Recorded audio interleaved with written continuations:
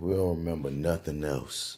We must remember that Thanos hit this motherfucker with a moon!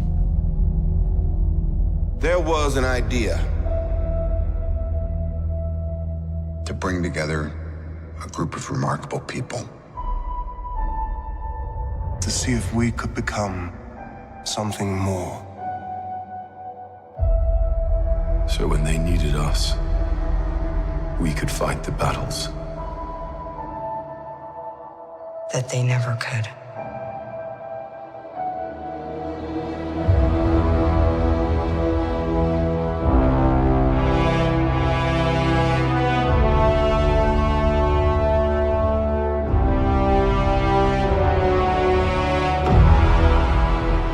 In time, you will know what it's like to lose. To feel so desperately that you're right, yet to fail all the same.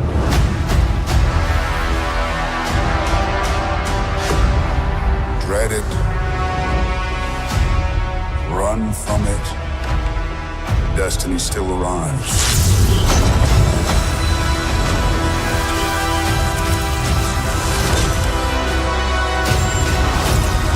Evacuate the city. Engage all defenses. And get this man a shield.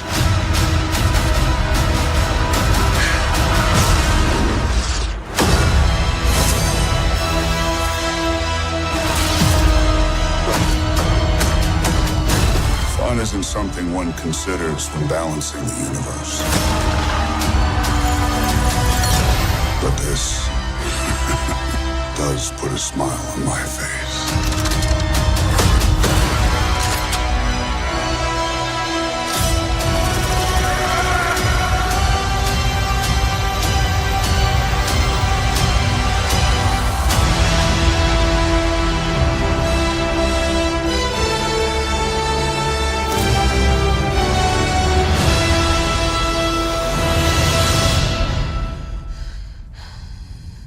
Who the hell are you guys?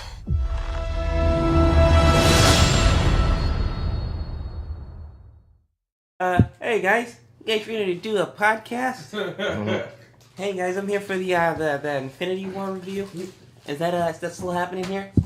Oh man, did I miss the party, man? Oh man, You missed the party, dog. oh man, everybody looks like you guys had a good. Oh man, hey, anybody got any naked women for me? No, nobody can't spare one, huh? Okay, well that's all right. Oh man, well Shouts out to DC Paul and Blaze and Worship. His once a month event for a very special crowd at the end of the month, every month, where people get together and they blaze and they worship. And yeah, bruh, take a piece of this. This is an edible right here, a sucker. is it really? Yeah. Take a piece, buddy. Take a piece. Welcome to our world. Bring us there. Right. I've been on all kind of things all day. This, we call ourselves the Potty Mouth Pothead Podcasters, though, but oh my God.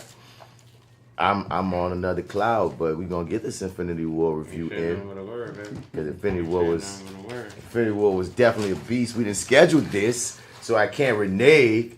So the energy's going to have to come. It's my fault that I wouldn't, party. So I'm here. You dig? Let's get into this, man. Wake the fuck up. Let's get into this, man. I mean, this is Infinity War, goddammit. Yay. 10 years in the making. 10 years in the motherfucking making. The first time I saw the goddamn trailer for Infinity War, I almost tear to my eyes, son. I motherfucking watched that bitch 6 times in a row like, oh my God, this is really it. This is really what, when Tony first set out in 2008, it was like, wait, we about to create a world. When you first saw Avengers, and at the end, the very first freaking post-credit scene, you got, who's this purple motherfucker that just seems so imposing? Like, I feel like I should know him. I know he's not Apocalypse. It's, average people. I already knew who the fuck he was. But I was tripped out like, wait, we going there? Now, I ain't gonna front. I thought we was gonna go there sooner. Like, they really did. Because, everybody who saw Avengers 1 was like, okay, by Avengers 2, we probably gonna get Thanos. But no, they said, no, nigga. We got Ultron. We gonna tell our story. And keep it We're gonna do pushing. it our way. And our story is... Josh Whedon would prefer to do Ultron. I mean, hey, but in 10 fucking years, we gonna pop it up. And if you look at every building block that led up to this moment, these motherfuckers have done something that's never been done in cinematic history ever. So as we get into this, man, this is that actor guy, Martin Bats Bradford. You can find me on all your social media platforms at Mr. Bats. Spell that Mr. out or you ain't gonna find me. And we here for we're viewing that Infinity War. You heard me? Who up in here with me, man? Your favorite host, Marty, here. I am Marty. You can find me, Marty, Marty Edwards 504 on Instagram, Twitter, and Snapchat. Also go to LoneRainPictures.com where I co-host a show with the Arrogant Observer called Your30 with Marty and the Arrogant Observer. Check that out, ladies and gentle germs. He sounds like a 1920s newsboy. I got papers here. Famous hair news, yeah. New York Times. Oh, Passe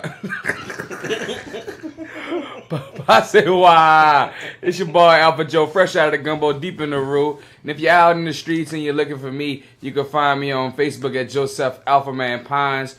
But man, we about to get into this motherfucking Infinity Wars, and I'm glad it took all this time because I'm glad they got through a whole bunch of like cold ass villains, but it wasn't too big time, like, you know, not ones that could take away the whole universe of shit. I mean, they didn't purposely have sucky villains. The villains didn't suck. They just ain't Thanos. It's a casualty. They ain't Thanos, you know what I'm saying? Nah, Marvel is known in theaters to have not too good villains. Like they've been on a roll lately. They've been on a really nice roll when it comes to film because their Netflix villains been great. You feel me? They done their thing on Netflix. Yeah. But for the most part, yeah. Like I definitely agree with that. in film, low key was the best villain he had for a while. Then Killmonger hit and tore shit up. But when I think about it, Michael Keaton was really great in Spider-Man: Homecoming. Oh yeah, he's fantastic. And Hela was good in Thor: Ragnarok. She was, doing her little fake ass nay as she walked through through Asgard. But old girl swagged. Like she was a great villain. So I'm saying, like the past, I'm gonna say 4 or 5 Marvel films, they've kind of tried to fix their villain problem because it got to that point where we could Google it. They'd be like, Marvel has a villain problem. And when you think about like most of their movies, you think the heroes are like the standouts. They're in every movie. Yeah, Civil War, his villain, not Civil War, the first Captain America, his villain. I love Red Skull. Yeah. And I'm glad we're gonna come back to him. But okay, I did. I love him as a character, but like most people weren't really into that movie. No, however, but it made me into Captain America, but I wasn't into the movie. And really, like a lot of the villains' aims are pretty similar. Like a lot of them are like these. We're talking about comic books, of course, they're comic booky. but there's ways to make, as we can see with Thanos, with Killmonger, with once again the Vulture. You can make a complex villain and still have a great story and hero. You don't gotta shortchange your villain just to make the hero look good. And that's true. That's the thing. And the thing is, I can't really hate on Marvel because to a degree they built this whole empire off of little known heroes of the time. So they had to make their heroes important because most motherfuckers didn't know who they were. When Iron Man came in, nobody knew Iron Man. Like they took little known heroes at a time. They've taken little known directors because if you think about it, they didn't pad any of their films with these huge directors across the board. They a lot of times made their fucking directors. Right, pretty much. They take some chances and they roll the dice and they did their thing and they came in fresh and that's what they did. They came in fresh, just like, look, bro, we're gonna get some young folks, some new ideas. We ain't about to do some of that old shit that we used to do. We ain't about to do what DC did. See, I ain't gonna say it's all young folks because it's been a mixed bag as they directors. And I can't even say we ain't gonna do what DC did because there's no way they could have known. Honestly, when they came in with Iron Man, DC was winning. Iron Man dropped the same year as Dark Knight. It did. Yeah, it was first one. Yeah, they had no clue. They just created their formula. They did it even better. They knew they wanted to do it though. They knew they wanted to build to something like big and great. Yeah, but I'm saying it had anything in the shadow of DC in the negative light. They wasn't like DC sucks, so we gonna no. They made the way and they stayed their way. And they created the way. Now DC had to look at them and like, oh shit, we were winning. We should have just been banking on Batman. I mean, that's what they kind of do. It's just like I think what shot them in the foot is the fact that Christopher Nolan did not want to do didn't want to continue. You know what I'm saying? He wanted to do a finite piece. Because honestly, if Man of Steel would have been in the same universe as the Dark Knight trilogy, and if we would have built up to the Batman versus Superman universe with the backdrop of the Dark Knight universe of Christian Bale, and if you would have built from Man of Steel to another Superman movie to maybe a third, and then we got Christian Bale who maybe even started his Bat family. So there's a way that they could have built it DC-wise for all of us would have been chomping at the bit for Batman versus Superman, but it wasn't their fault. Like, Christopher Nolan don't want to do it. He don't want to do it. They had to recast and had to restructure everything they thought they was going to be able to do. So, you know what I mean? A lot of shit goes into the context of how we are where we are with DC, even though Marvel was all like, y'all, they've had pitfalls as well. I mean, not all the movies have been perfect, but one thing about Marvel that you can say is, like you were saying, Marty, they had a plan and they stuck to it. Kevin Feige is a goddamn genius. That's the thing too. DC is just a piece of Warner Brothers. Right. Warner Brothers has so much shit to worry about, but when Marvel Studios made their Marvel Film brand, when they just got Kevin Feige and all he has to worry about is telling this story leading up to this. Tell this huge story across films, but you have to focus on this. Of course, you have a team, but it's a different thing when your fucking job depends on this being bad, like the shit, versus okay, it's just one leg of. Huge, right. You know what I mean? Because Marvel got bought out by Disney, but they got bought out by Disney after they already made their film franchise successful. You feel me? So it's still even being under Disney, they still kind of maneuver in their own way because they already proven they just got to make that money. You did. You got to make that money. For real. Trying to make this money, paper boy. Yeah, man. So let's get into some initial thoughts, man. What y'all like about the MCU in general leading up to this, man? How y'all feel about the films and how Marvel did the things they did? Because for the most part, we've watched all these films leading up to this is the point. Man, for me, I ain't gonna let him play y'all. He ain't see Thor Ragnarok. Boom.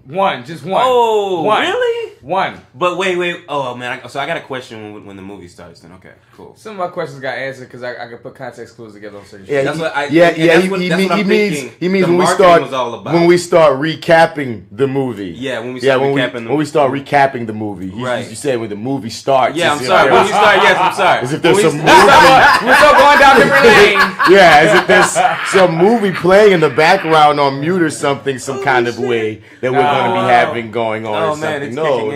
Listen. Yeah. Yeah, right. Yeah. What he said. Yeah. What he said. Keep going. But yeah, because I thought that what would have been really, really dope is if there was marketing that didn't have the Hulk in it. But in order for this to sort of make sense, so you skipped Ragnarok, but you still put that shit together when the movie started.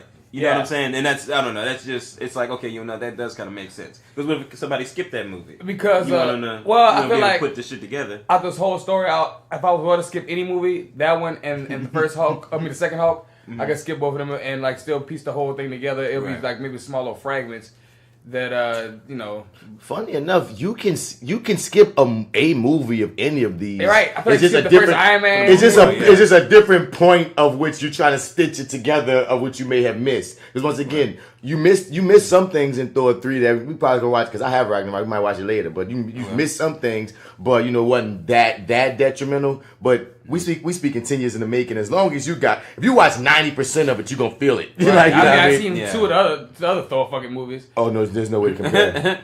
That's one thing that we can honestly say. There's no way to compare this one versus those two. Well, no, I ain't saying like far as comparing. I'm as far as like linking the stories if there ever was one of them. I feel you, son, but you're going to see what we're talking about when we finally get to see Ragnarok. Ragnarok shits. Y'all can't see him, but Marty is freaking nodding his head right now. I agree. Yeah. Yes. I agree. Yes. Even as a Black Panther, he agrees as well. He does, yes. But all the broken white boys. He brought his own potato salad. Get this man a shield. What you saying, bro? Man, to watch it from the beginning and to see Robert Downey Jr. make his comeback in life from off of this. His comeback in life. True, yeah. I was very happy to see it. I know the first few movies, the very first ones of all of them, until later on, it wasn't rough to watch, but it was like, I know if I get through this, it can only get better. Because all the first movies felt like first movies. Like the first time Iron Man started developing the shield and the story and everything, and having to get rid of Terrence Howard. It felt like a first-time movie, But yeah, I was waiting for it to evolve. It was almost like Pokemon. I was like, oh yeah, this shit's about to go deep. These motherfuckers about to be evolved into something doper than this. Tip of the iceberg. But it sounds like you're speaking from a hindsight perspective, because when you watching these bitches live, I mean, like when they drop, you ain't thinking. I wasn't thinking about Evolution in 2008. I'm like, oh, this was pretty. Man, it was fire. Like, I wasn't thinking like that. Damn, they talking about they about to build the Avengers. Let's see what the fuck about to happen. Like, it's in hindsight, I can look back and be like, oh yeah, man, this is. When you start finding out they start building Avengers, you start getting more anticipated, because the first Iron Man, like you said, dropped when DC's Dark Knight came out, and it was just hard to compare, because Iron Man, to me, the first time I watched it, was like, it's cool. I fucks with it. And like maybe by the second Iron Man, I was like, oh yeah, all right. I'm fucking with all of it now in the full circle. The first one, I was like, all right, cool. You was in a minority. That first one blew everything. That bitch set the world on fire. Iron Man 1. Yeah, I went into that thing not really knowing what to expect, dude. Nick just kind of blew me away from that first little speech that like Tony Stark gives. He's like, that's how Mom did it. And that's worked for us so far. It's just a dry tone. With the shades. And then he's like, I'd like to introduce you guys to the Jericho. You know? I'm like, I don't know, that whole thing, man, how they told that story, that whole journey. Y'all gotta watch it again now, man. I know, dude, it really, it still holds up. It still holds up. It feels like you speaking from hindsight, like, because I remember like 2008 when Robert Downey, that movie was the talk. Like, I mean, it dropped the year of Dark Knight, but they were different enough films that it got its own time. It got its own light. Because that was it, like that one saved Robert Downey. Fuck this whole franchise. Iron Man 1. Well, let's also talk about the fact that like when Jon Favreau got control of we're gonna give you this movie, you're gonna direct it. Like he had to fight for Robert Downey to get the role. Like it wasn't a slam dunk in the beginning. Like he had to kind of put some of his reputation on the line for it.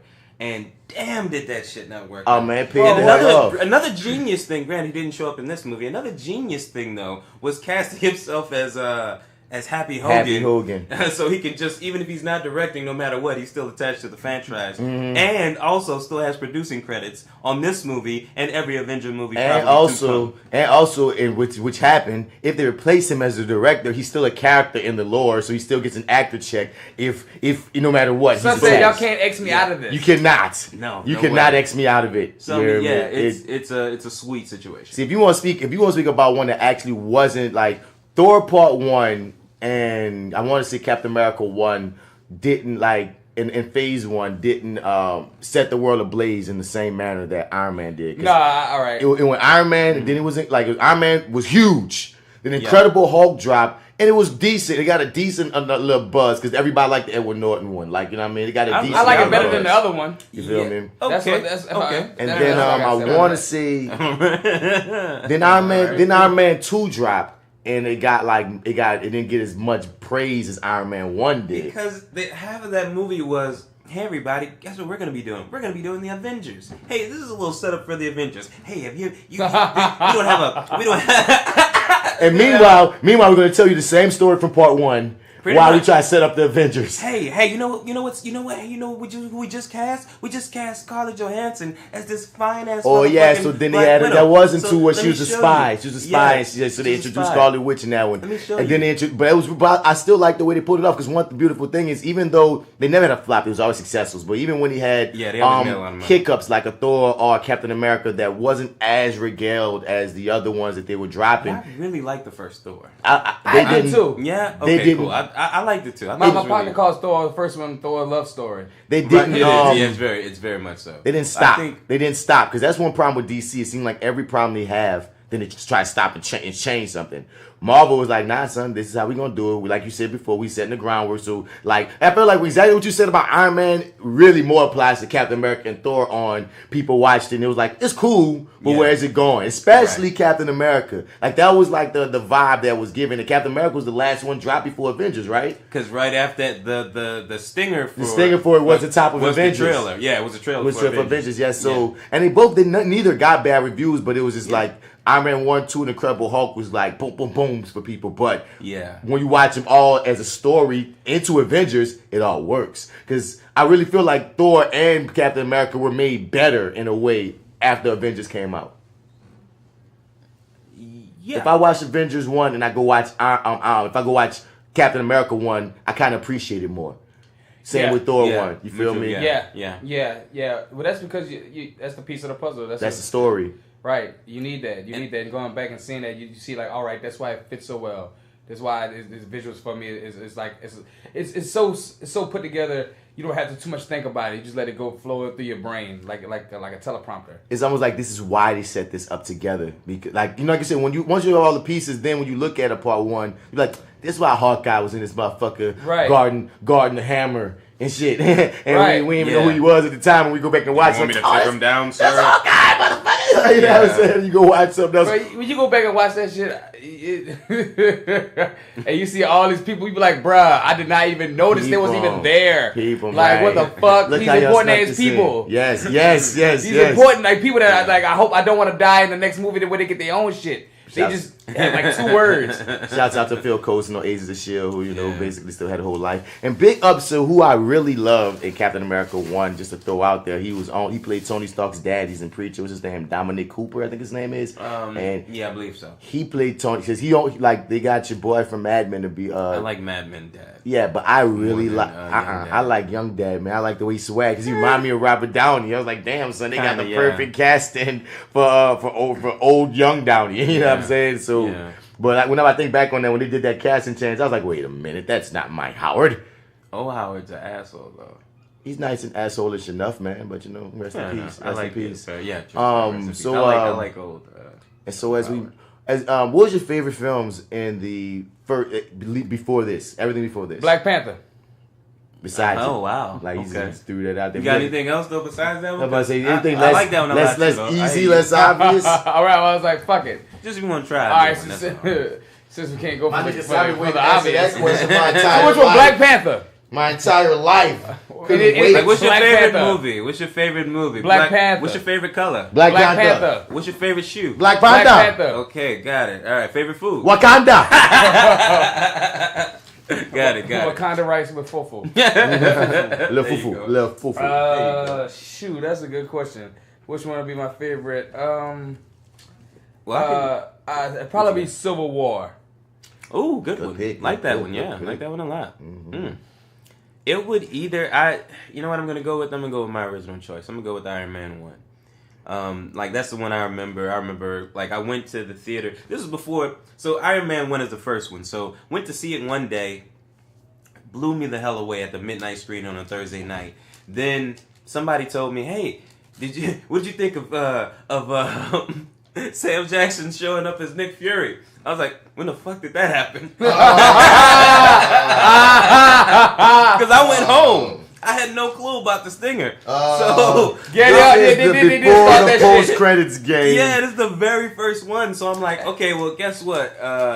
Person I'm seeing at the moment. We're going back and we're gonna see it because at the time we were in Pensacola, so there was like this $2 theater. So I was like, you know what? We're just gonna go see this. Yeah, we're gonna go see this mother on $2 Tuesdays. So we're gonna go see this mother Tuesday. So you got a taco margarita and a movie? You actually do food and stuff in there too, though. Yeah, and they did liquor too. Not necessarily tacos, but yeah, fair enough. Quesadillas. No. So we went back and we saw it again, and then I saw it with the stinger at the end of it. I'm like, oh wow, this was even better the second time around, man, because then we had food and alcohol too. I just have a lot of fond memories of that first one, and then we were just off to the races after that, man. I remember Winter Soldier had the title for so long. A lot of people would say that was like the best one. That was where I was gonna go in between. But then Guardians of the Galaxy came. Then freaking, you know what I'm saying? Like they all kind of movies started coming and switching up the game. You feel me? But I think everyone has their fans though. Because in my second screening today, there was a girl who like everybody sort of their body moves when their person comes up or whatever, right? Of course, the black folks in front of me, I don't have to tell you when they got up and started raising their hands and stuff, making lots of noise. Well, boy. That's exactly what they did. Okay, so, but she got real excited when the Guardians came up. And I was like, oh, wow, so they do have their own. Everybody has their situation, dog. Like, some people feel like Guardians of the Galaxy Part 1 was the best one they've had. You feel me? And I mean, the first one was if that's what you want to judge it, that's the beauty of Marvel. You can't really if they could throw any movie at you post phase 2 and you could be like, well. Yeah, that's true. Post phase 2 is like, because but it has no choice but to do that because they built you built it. Phase 1 is supposed to put you in there. Phase 2 is supposed to be like, oh shit, I don't know I want to go with this because the story didn't build off the other last story. The character. Hell yeah! Like once you freaking like you just said, once you've set the foundation, we got all those origins out the way. You got nothing but like you get fun time now. Right, it's fun. It's fun time. Mm-hmm. All of that pesky origin stories out is I used to tell my partners that, dog, like, listen, bro, you get to the origin story because they always like, we want more action. I was like, bro, you're gonna get more action. Just we gotta figure out why the fuck we even want to see this nigga fight in the first place. right. We gotta care about the person. So when we put them in peril, the stakes matter. The conflict matters. We like, because there's a difference. Because once again, I did tell a lot of friends of mine who like were just seeing Black Panther. They only saw Black Panther. That was their first time seeing any Marvel film, and I'm like, bro, I'm glad they got you in the door. The way we feel as Marvel fans, Marvel film fans since day one, when we see that the culmination trailer, you won't get that feeling. Because you won't know what all the trials and tribulations that each one of these characters had to go through to build towards this moment. So even when we get to the trailer, before we get to the movie, it's more major for us. You dig? And without, like you said, without the origin, without the fights, without the struggles, it's not the same as so when you get to the end of this movie, you're like, oh shit just went down. If you could sit through Thor's love story and watch as he fight his way to a heart and his hammer. You can and then see him like the same. I mean, people like part 1 more than part 2 though. People like hate part 2. Part 2 is such an abortion. People hate part 2. Like, did you? I like part 2. I can't remember it. I fell asleep on it. I'm not gonna lie. I can't really remember as much as I remember part 1 and I even see part 3, but I feel like I seen the previews are in my head more than part 2. But I don't hate it though. Ragnarok. Really? I can't wait to see Ragnarok. It's gonna. Okay. It's just so much better. Kind man.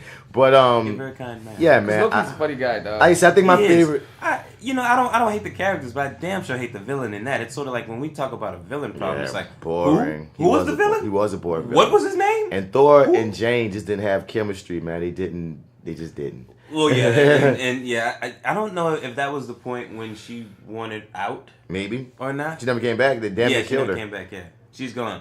But then we'll get to that. But anyway. Man. Wait. What was yours? Civil War. Aside from Black Panther, like you said, Black Panther was beast, even though Marty didn't like it. But Civil War. Wait, whoa! I want to leave here, please. What? I didn't like it. That's not what I said. What did you say? Come on. I said I liked it. I didn't love it.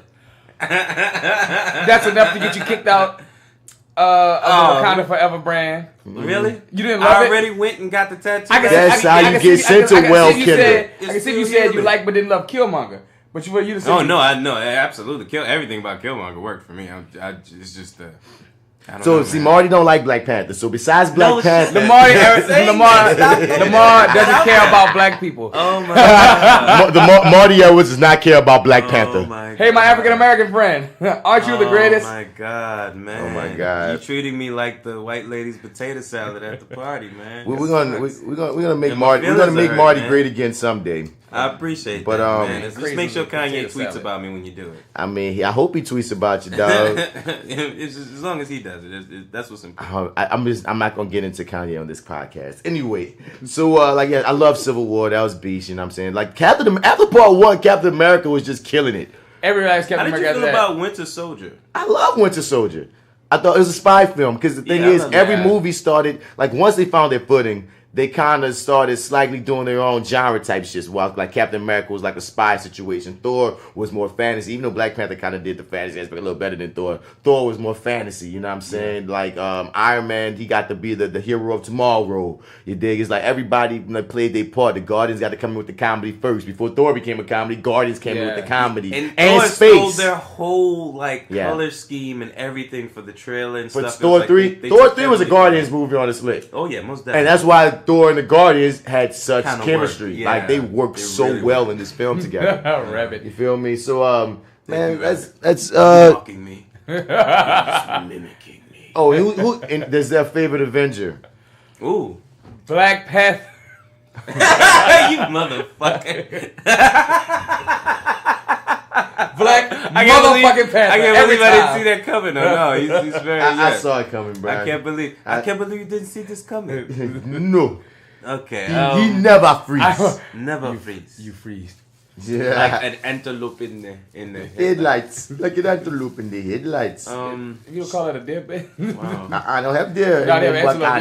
Yeah, antelope. They probably got a whole different type of animal too. Look at the rhinos. I don't want to take that one, but yeah, I'd actually like to make Black Panther my favorite Avenger. But since he's a new Avenger, I'm gonna go with from our prime Avengers, our original cast. The only ones left. Spoiler. Yeah, pretty much. Yeah, right. Out of those, man, to be honest, I have to say, wow, I really like Mark Ruffalo, but yeah, I'm gonna go with Cap. All right, I'm gonna go with Cap. Like, one thing I will say, I do not love. I like the There's another movie, Captain America: The First Avenger. I'm not a big fan of that movie, but what I am a big fan Marty of... doesn't like the first Cap or Black Panther. Good to know. Keep going. Marty doesn't care about white people either. He doesn't like Captain America. Okay, cool. All right, so fair enough. He doesn't care about Brooklyn. I just say he don't like Captain America as he's choosing Captain America. I choose Cap. Yeah, you know what? I don't really like him, though. I think I like that Cap boy. He all right. But the thing that the first Avenger did, or Cap, the first Avenger, did for me was it made me a fan of the character. It's like from the minute my man dived on that grenade thinking it was really going to go off, I'm like, that's kind of silly. You're a commanding officer's not going to pull a pin on a grenade and throw it at you. But you know what? The fact that you thought that shit was going to do something and you tried to save the crew or whatever, at that point, I was a fan of Cap. And then when Cap was chasing, when he first gets his powers and he's chasing that guy, I always tell this story. When he's chasing the guy through the guy who kills, like the dude that gives him the powers, Stanley Tucci. When he's throws chasing the kid in the water. Throws the kid in the water. Yeah, I always tell that story. Yeah, he throws the kid in the water, and it's like you think that normally the hero jumps in the water and lets the bad guy get away to save the kid. Kid pops right back up and says, "No, it's okay, I can swim. Go get him." And he's like, "Cool," and he just runs. And I was like, "Oh yeah, this is my fucking shit." But Cap. I'm gonna go with Cap. Oh man, for me it was gonna be. Did you say Black Panther? I know, but that's everybody's, right? That's a default. It is everybody's. Yeah, no, it's a fucking default, all right? It Fuck. is. Even though I like T'Challa more in Civil War than I did in his own movie, but that's all. Because he kicked more ass, and I felt like they showed a lot more kung fu style. It was hard. He was a badass there. It's like he was so much in the he was so much in the light, so you could see him. He's so much in the dark in the other movie. And I mean, I don't want to tear down T'Challa. I liked him in this. I liked him in this movie just in Civil War, since he didn't have to be the focus and he got to be. He had to be he had to be a king. Right. He could his ass kicking was such a badass in doses. It was nice. But keep going. All right. So it was a tie between Thor and Cap. Thor because something about Thor. I don't know. He just got, even though I didn't see Ragnarok, something about Thor just got funny to me. Even with him when he got with the Avengers, the first one, somebody just became funny to me. The way he talking, and the faces he would make, especially that time they was like doing what do they call that shit? Bloopers when everyone's trying to pick up the hammer. And then Cap actually kind of makes the hammer move a little bit, and Thor does his face like, what the fuck? Oh shit! Oh no, see Thor. They always did the dry humor, the satire, the situational comedy. They always did a certain type of comedy with him. So I understand what you're saying. Just you're gonna see what we're saying. But you're gonna see what we're saying about part 3. But Cap to me was just as corny as I think his character's basis is. I think that he really from the first movie went from a real corny motherfucker to somebody I was like, dog. If anybody gonna say today and do what's right and go against the grain, it's gonna be Cap. Right. Cap is not gonna let nobody ever box him in or rule him. Word. He's gonna always. That's what I like about him. He's always gonna seek his justice. Yeah. He's never gonna let nobody stop him. So both y'all going with Cap, and you going with Thor as well. So I'm gonna go with Black Panther because y'all want the white man. Y'all want the white man. Y'all keep the white man. What's up, y'all? I'm real, listeners. I'm sticking with Black Panther. I'm standing by my realness. What's up, niggas? Black Panther. T'Challa forever. Let's go. Black Panther on record. Them niggas chose Captain America and Thor mighty ass. You know what I did? I kept it real. Black Panther. Oh yeah. Black Panther. Where was Black Panther during slavery? What was he doing? Not being enslaved. And that's why I love him, because he's that super of a nigga. Yeah. You hear me?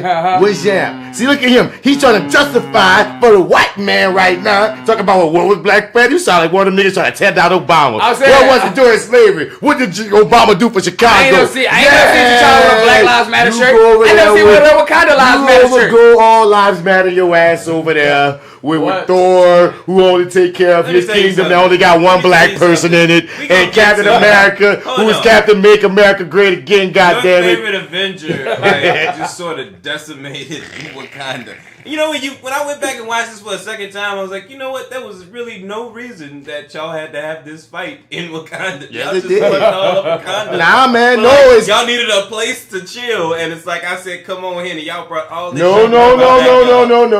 Captain America said, "Hey, T'Challa, our nigga's broken. We need to get this. We need to get. Well, nigga, let him in. White man brought the problems. White man brought the problems. I would have told Cap, fuck you and that Quinjet and every motherfucker you got on. So it's Cap's idea, right? You just agreed. Thank you. So anyway, let's get to the film. Let's get to the review. You evil bitch. You can go roll Black Panther. And I know it's somebody else. That's another. I know it's another person. You can go with another black guy. Why don't you go with War Machine? War Machine. I like War Machine number 2. You go with the Black Falcon. I like the Dark War Machine. Dog, it's okay. Oh, is Okoye? Is she an Avenger? Because I take her over. She Avenger now. No, she's not a damn Avenger. But I take her ass over. She gotta take somebody's place. I take her ass over the other niggas. You know what I'm saying? Like one thing about War Machine, dog, Don Cheadle. I need some muscle on you, son. I know you're old man and shit now, but it's weird looking at you when you out the suit. And I gotta remember, oh yeah, you're an Avenger. Hey, my man don't have no. I feel like I can sneak. He don't have full use of his legs, nigga. But your upper body, I'm just saying, like I'm not. I don't want to shame. He can't lift weights like he want to. I feel like Don Cheadle said, look, if you're gonna hire me, just know that I'm not gonna change my physical in any manner. Yeah, my name is not Christian Bale. Yeah. I'm not Ben Affleck. I'm not. Hey, my powers in my suit. Right, a suit, right. And I got a gun. I can shoot very well. You guys gonna CG me half the time, right? Right. Bucket. I got these Lieutenant Dan legs. You know what I mean? Fucking. And damn, dog. And see, Cap a better friend than Robert Downey Jr., dog. I mean, than Tony Stark, because you think about it, dog. Wow. See, Cap. See, I'm gonna say this. All jokes aside, earlier about Cap. Cap was smart enough. Like when Bucky was in trouble, took him to Wakanda. When Vision was in trouble, took him to Wakanda. When Don Cheadle, when Rhodey lost his legs, Tony just made him some false ass Forrest Gump ass looking shits instead of bringing him. Wakanda had this man doing backflips right now. If he just take his ass to Wakanda, he didn't know about that technology and stuff. See, cause Tony the problem. Not in this regard. This isn't. He's a problem to himself.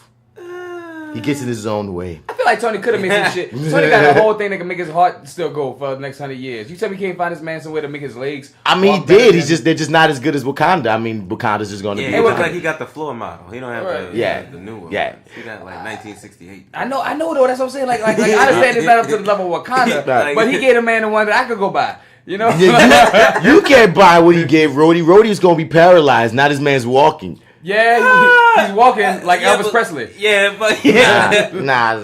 He looks like Forrest Gump. How y'all got me defending the nigga after I was just shitting on the nigga? This is not cool. Because you telling me the man moonwalking, and I'm just saying Wakanda is there for Tony, not for your average nigga. Your average nigga barely can get what Rhodey got. Your average nigga be in a wheelchair right now. He just fucked. But I'm just saying, if Steve can keep bringing all these niggas to fucking Wakanda, well, at least Tony bring your actual nigga to Wakanda, and that happens later. Don Cheadle roll up in there, and I'm like, Don Cheadle, you ain't gonna ask nobody. Hey man, can I get some better legs? You like stick his finger up in there like it's in church or something. Like, excuse me. How old is the sister? Can I stay here? So as we get into the film, for real, the film starts with Thor Ragnarok let off, and the beauty of this movie, man, is like Thanos off the dump establishes his dominance. See, one thing I love about Thanos overall is while most villains, quote unquote, justify their actions and try to get and such, Thanos justifies his results. You feel me? It's not even that he's even trying to be a hero or a villain. He's just getting to the point. The point of what I'm doing will save us all, and that's what he is. We on. He ain't trying to be like. I think that says it all. He justifies his results while most villains justify their actions, and that put him a step above many villains in cinema right now. Because that's that godlike villain. That's that godlike complexity. Most people that's on like the level of like the Joker want to see the world burn. This nigga has he has a sense of a moral right to. He feels it's his moral job to balance the universe. And when you feel that kind of high level, not just to destroy chaos and balance maybe a social system, when you feel like you got to balance the universe, like you say, he's not evil or good. He doesn't care who dies, but it has to be balanced. Everything has to be in balance, in perfect balance. That's deity level shit. I'm gonna say he's evil, but he's not your traditional bad guy. No, he does. I mean, I'm gonna say he's evil because he does things that he doesn't have to do, but maybe he feels that he does. But he's a complex bad guy. He's some guy shit. You know what I'm saying? I wouldn't call him a hero, but he's like a fucked up god. The only reason why there are I'm trying to think of another character. There are characters that remind me of what you're saying that really feel that way. You're right to a degree, but there's just certain things about Thanos where I'm like, damn, Thanos, you badass motherfucker. Like you feel like what happens later with Gamora and such. Like it's not that he doesn't feel, because that was a weak spot for him that a quote unquote God wouldn't have. If anything, he gets to that level. But and why do you have to destroy these worlds? You know what I mean? Like when you look at later, why did you kill the dwarfs? And such as we get to, like he does some things that's pretty nefarious. You're like, well, why'd you fuck up that man's arms? Like, why'd you? Right. You didn't have to do all that. Nah. There's no other way, but maybe he feel it's just so much with this guy. Marty, what you saying about Thanos and his interest in him completely? Like Thor 3 ends kind of on a light kind of note, and then you start this, and it's like shit, everybody's dead. Yeah, if you know what that, because at the final stinger is the ship approaching, or Thanos' ship approaching Thor's ship. So, like, if you know that it's Thanos' ship, like, you kind of thinking, yeah, this is gonna be some destruction. And then when the trailer opens and you see him walking over dead bodies, you know where they are. It's sort of like, well, damn, we just saved everybody. Now everybody's effing dead, which really, really sucks. Yeah. I mean, they were strategic. I'm sorry. I just burst out into laughter for absolutely no reason. They were strategic in showing which dead bodies they were going to show. Well, for instance, we don't see Valkyrie. No, we did. Where's Valkyrie? If you go back, there's some chick who's wearing the Valkyrie uniform but has a different haircut. But if we remember, there's only one Valkyrie left. So I don't know, it looks like Tessa Thompson, although it doesn't look like the hairdo we left her with. I'm going to go back and look at some point, because I felt like I didn't see Valkyrie. I felt like they left that door open because, like, damn, you're going to make her such an established presence in part 3 of Thor, and then you killed damn the entire cast of Thor. Like, well, Thor has no cast anymore. Shout out to what's Idris's character? Heimdall. Yeah. So we start off on him. And then we just sort of walk across all the bodies, which is like, oh man, all of this destruction. Like we literally just spent the entire previous movie saving all these people, and now they're all dead. This fucking sucks. Oh god damn, I think about it like that, because when you watch Thor 3, they did a lot of shit to get to that shit. You know what I'm saying? Like that's what I'm saying. Like, that whole movie was to save them, and now they're all dead, just like that. Just like that. That's gotta suck. All this. I'm sorry. Damn, I forgot. Oh no, no. I mean, I watched this, so apparently I knew that. Yeah, you know what's up, right? Yeah, okay, fair enough. Now I gotta care about them. You're right. Yeah, but it sucks though. It really sucks. I mean, I just think it sucks that for you work that hard only for the next movie be like, yeah, all the people y'all cared about, gone. Guess what? And what about Doug and them? Is Doug dead?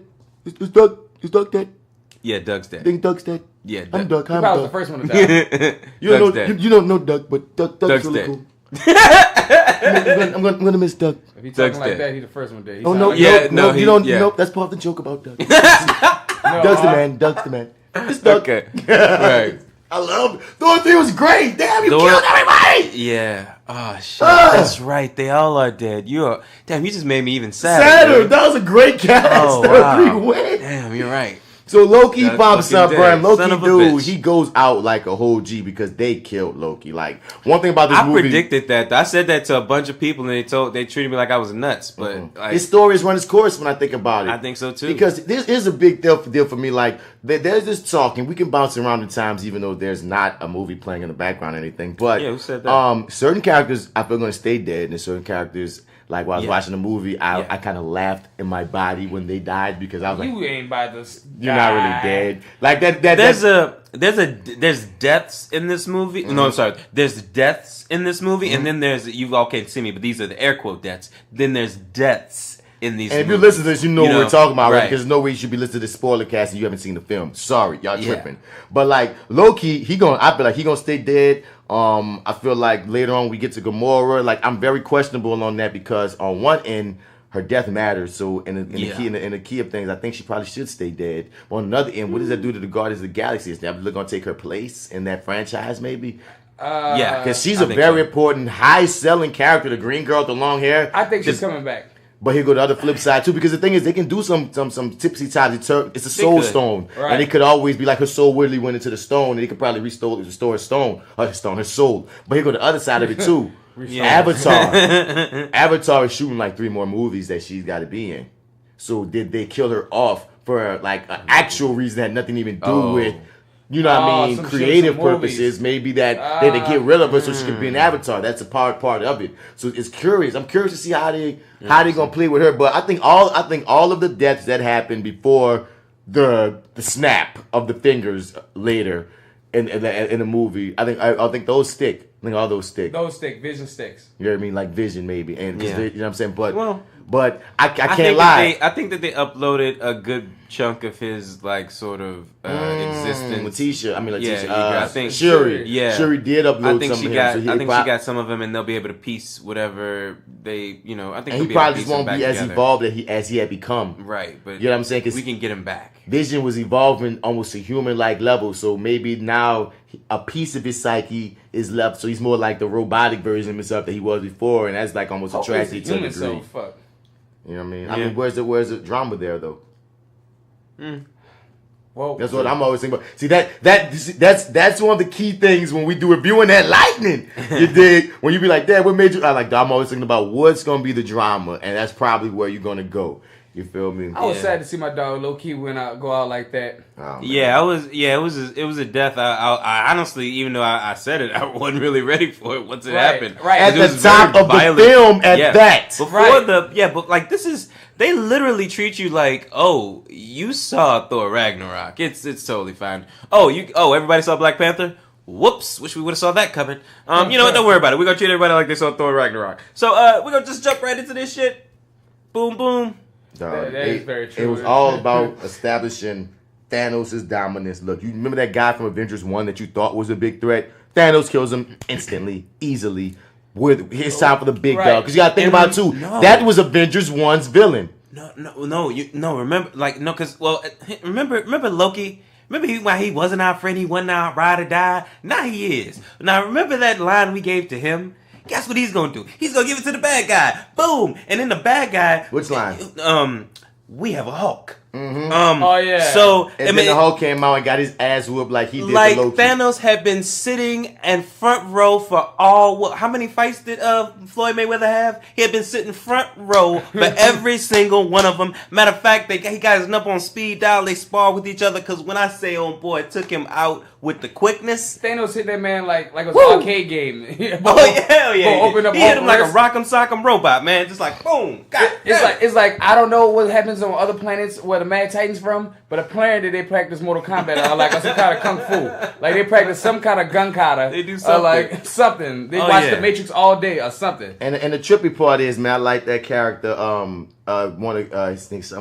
Ebon Maw. I'm gonna look up Ebony Maw. Ebony Maw. Yeah, I love that character. The one that talks the most with the powers. The old one that was sloth looking motherfucker. Yeah, they called Squidward. Kind of Squidward. I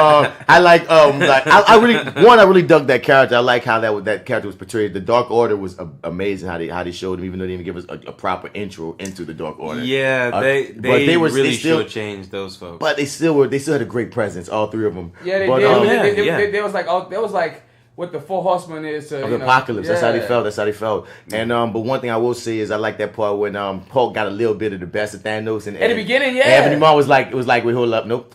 Let him have his fun. Hulk snuck Thanos, but like Tracy snuck that dude on Atlanta. On Atlanta, last episode. He ran up and stole on Thanos. Ooh, yeah. But he sure the fuck did. But I'm saying, to no avail though. I'm saying Thanos has conquered all kinds of Hulks. Apparently, you know what I'm saying. And his right hand man basically saying like, don't jump into this. Fun. He's playing with the Hulk. Take that in.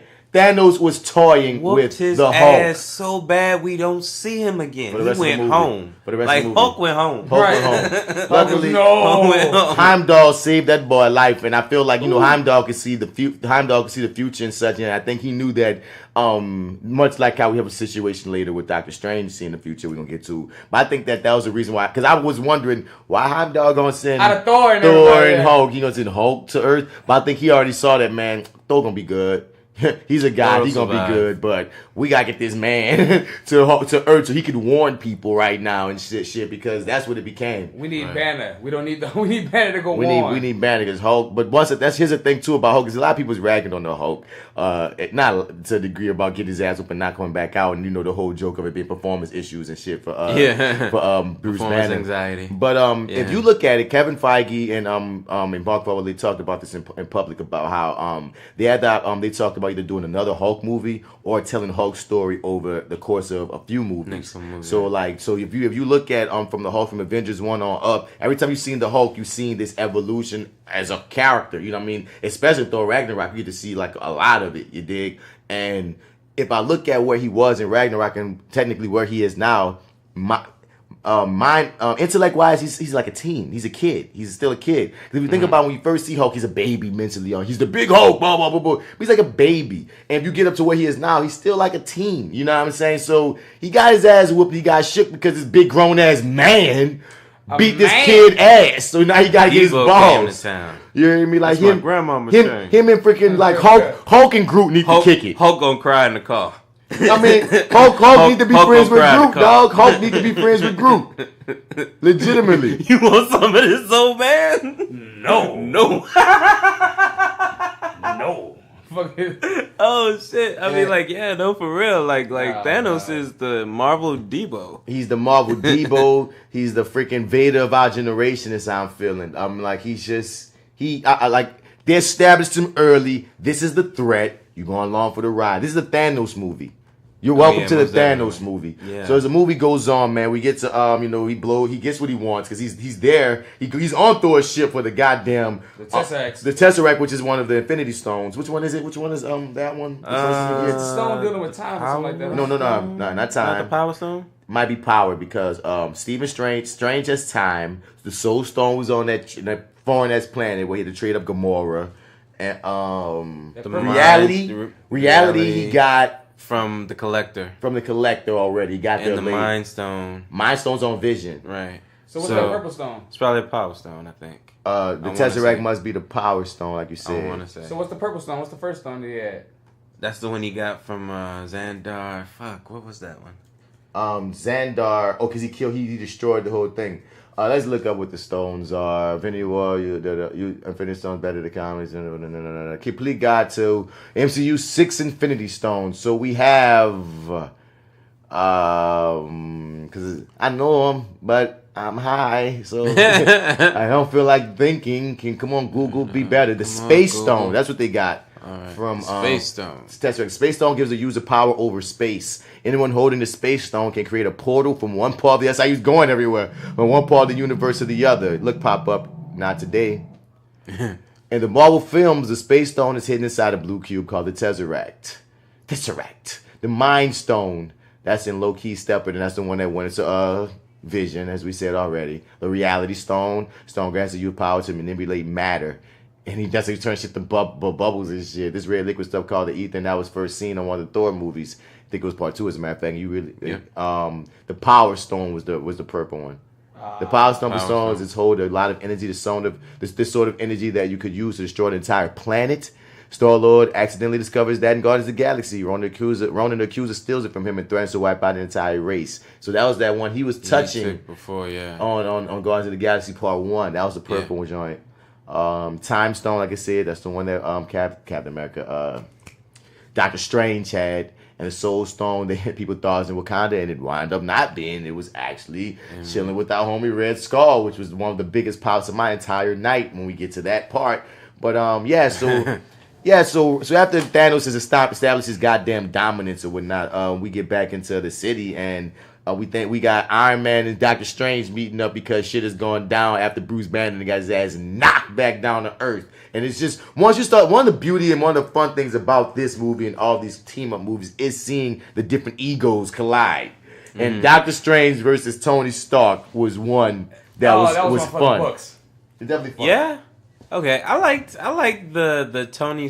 You know what? I did enjoy them a little bit on the show. Oh no, I didn't enjoy them initially here. This wasn't the fun. No, the best ones to me were Star-Lord and Thor and Star-Lord and anybody seems like he just that's what I was gonna say. Star-Lord and Tony Stark. I love anybody. Yeah, but I'm just saying to start this off with when you think about Doctor Strange's movie, how incredibly arrogant Doctor Strange is. Mr. Clean's by himself over here. Huh? He's like, what do they do exactly? We kick names and take ass. No.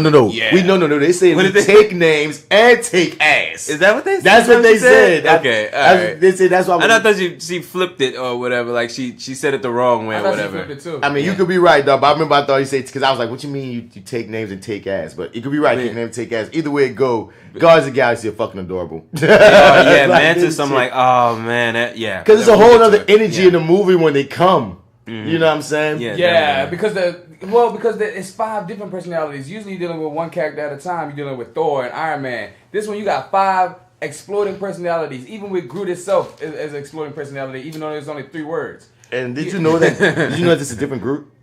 Oh, this is a different Groot? Yeah. His Vin Diesel's name is at the actual Groot is not the same Groot. I was reading that they said that Groot in Guardians of the Galaxy 1 died. And this is basically like his son in a way. So so this is actually their kid. Like the Guardians of the Galaxy are actually raising this Groot. It's not the original Groot. Oh. Yeah, I didn't know that for the longest. I just took it as, this Groot came back, reincarnated, but in a way he is reincarnated, but that's what you gotta take in. I thought it was like a Benjamin Button thing. Like it's the actual definition of the word reincarnated. Like if you get reincarnated, you're not the original person anymore. You're just like the soul, I guess. New experiences. New being. A new person, New being. Yeah. You know what I'm saying? So that was a trippy thing. All right. Just throwing that out there. Where did you hear that from? Listen, you can Google it. They talked about it, like the people who made Guardians of the Galaxy talked about it. Right. So the director, I should say. Man, first before anything, when Banner sees Tony, he runs into his arms. That's how bad Thanos is. He runs into his arms and hugs Tony Stark. That's how much fear is put in Bruce Banner. Oh yeah. On top of all that, he hasn't seen him in years. Yeah. Like they have not seen each other in years. Oh yeah, that's true. The first time he come in, he's like, "Dog, I need you." Right. Come on, call Steve Rogers. Let's get the band back together. The band. It's been a minute. Because he doesn't know anything about the breakup. Because Banner's been gone for like 4 years, dog. And out of everybody, Banner and Tony were the buddies of the Avengers. Like they were tight. Like even though we watched Thor 3. Thor and Hulk had a funny relationship, but Banner and Tony were friends. They were friends. You dig? So I see all of that. They when created fucking Ultron. They did. Yeah.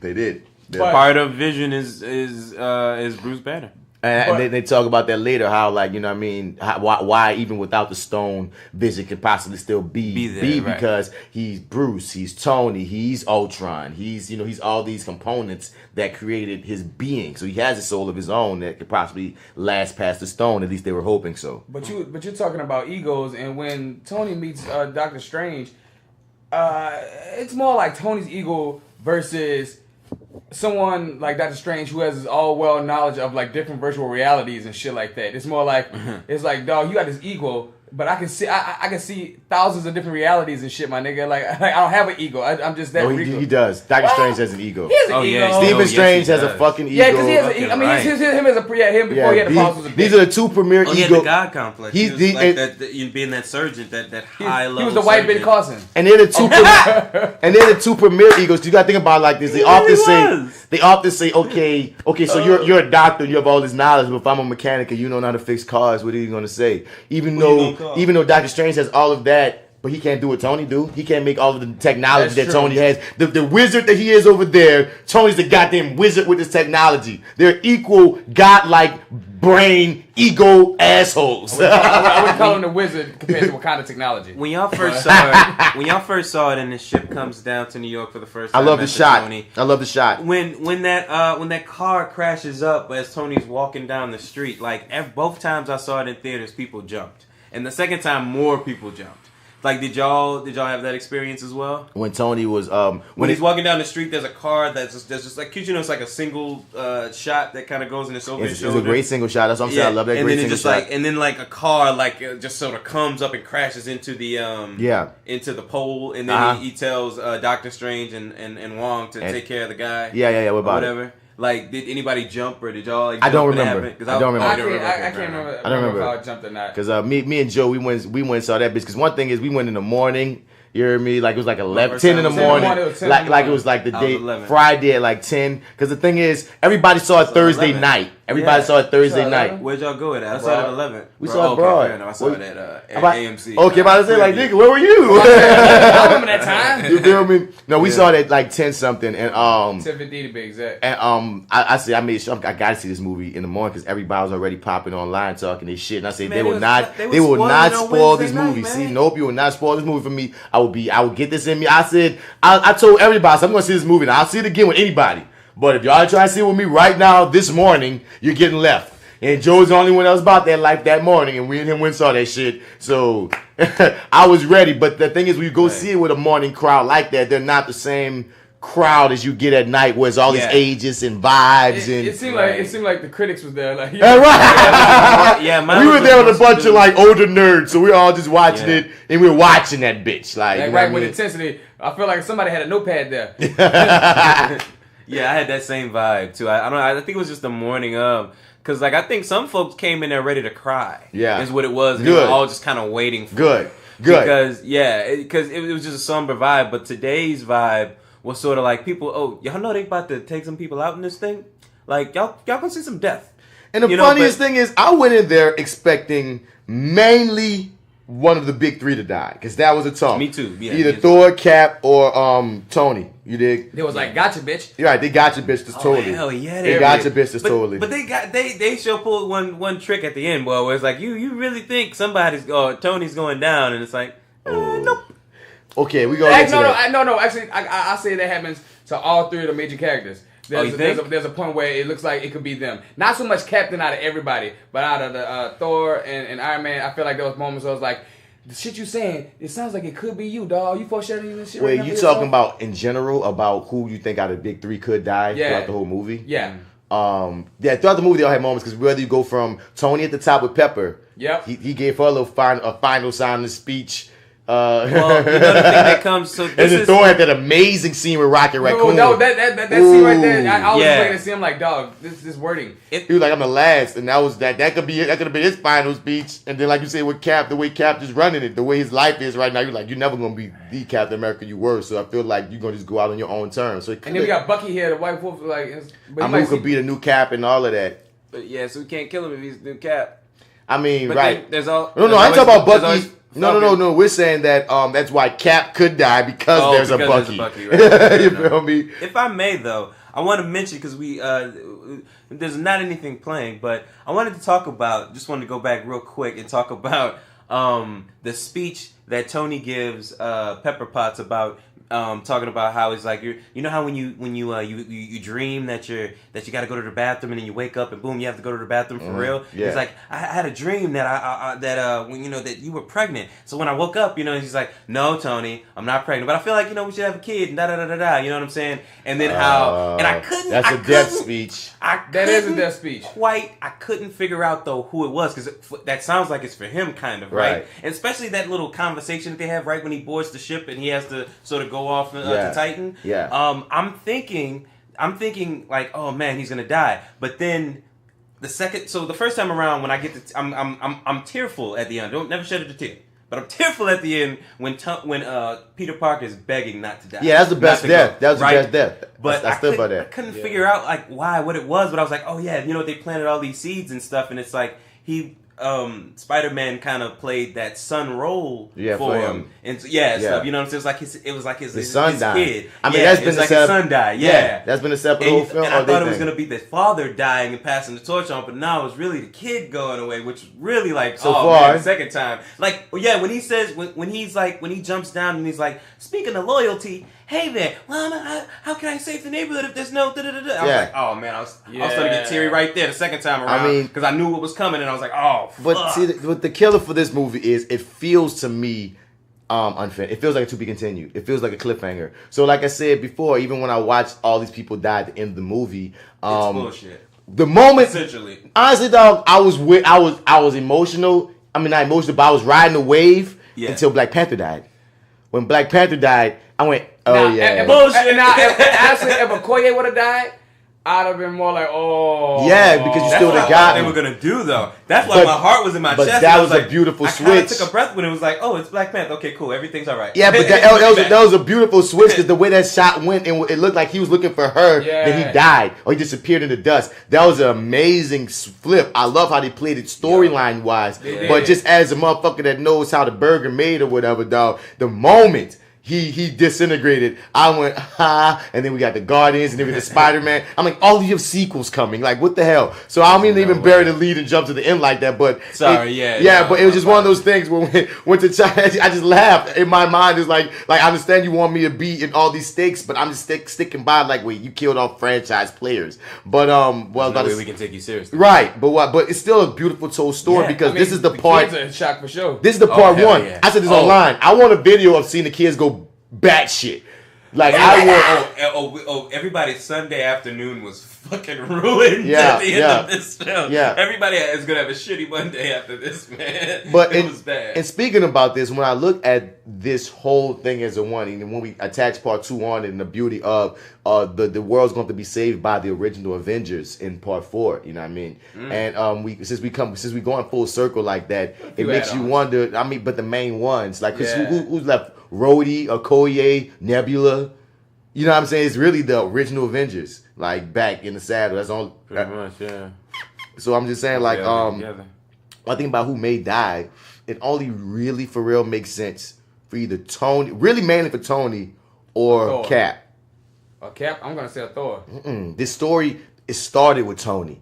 All this started with Tony. You feel me? And he's the one who saw this coming. Even in Avengers 2, he saw this coming. Everything has always been through his lens. Even the movie ends before we even, it ends with Thanos, but even with Tony. And he's the one of the three that's like, so this has been Tony's doing, Tony's story, Tony. So if you come back around with him dying, that makes sense to me for the universe. But the same way as Cap, like Cap was always part of the fabric of everybody wanted a super soldier, and he became the leader. That's why the Civil War was between those two in particular. Like if Thor died, that'll be a hit. But if Cap or Tony died, to me, when I look at the 10-year film, the 10-year story, those two are the ones that make the most sense to me to feel they have the biggest hits as far as what they've been setting up for. What, you think they'll kill both of them?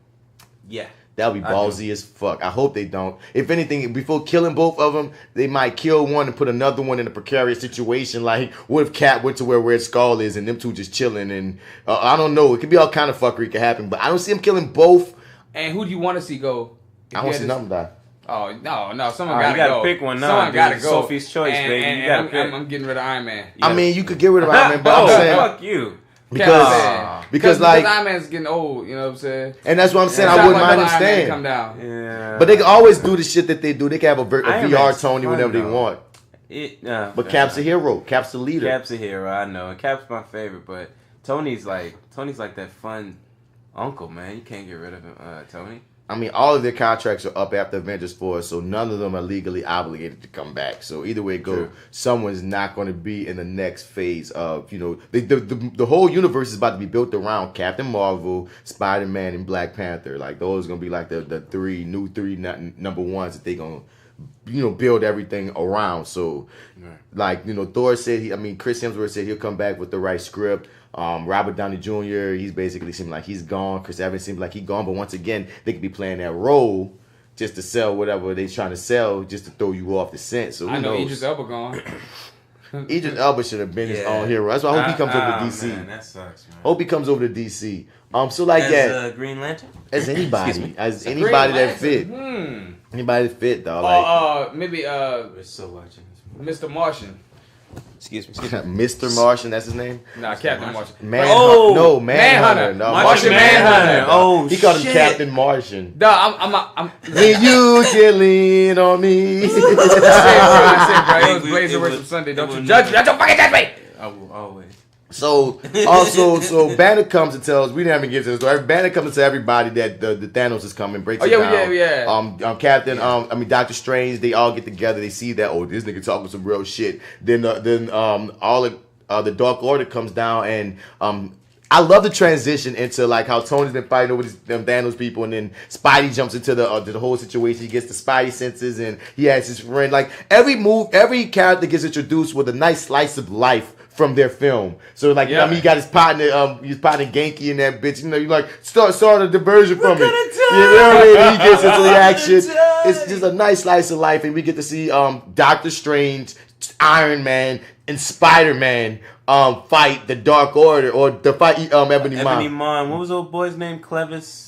I forget because the other one's going after visiting him in a little bit, but I forget his name. it was just it's comic books. This is so comic booky. Like, this is for the fans. If you don't get it, you don't get it. But this is for the fans. And they're trying to get the time stone because once again, Thanos has sent his squad to get all the stones, and currently Doctor Strange has the time stone. So it's a huge fight in New York, and he gets them. Long story short, Squidward.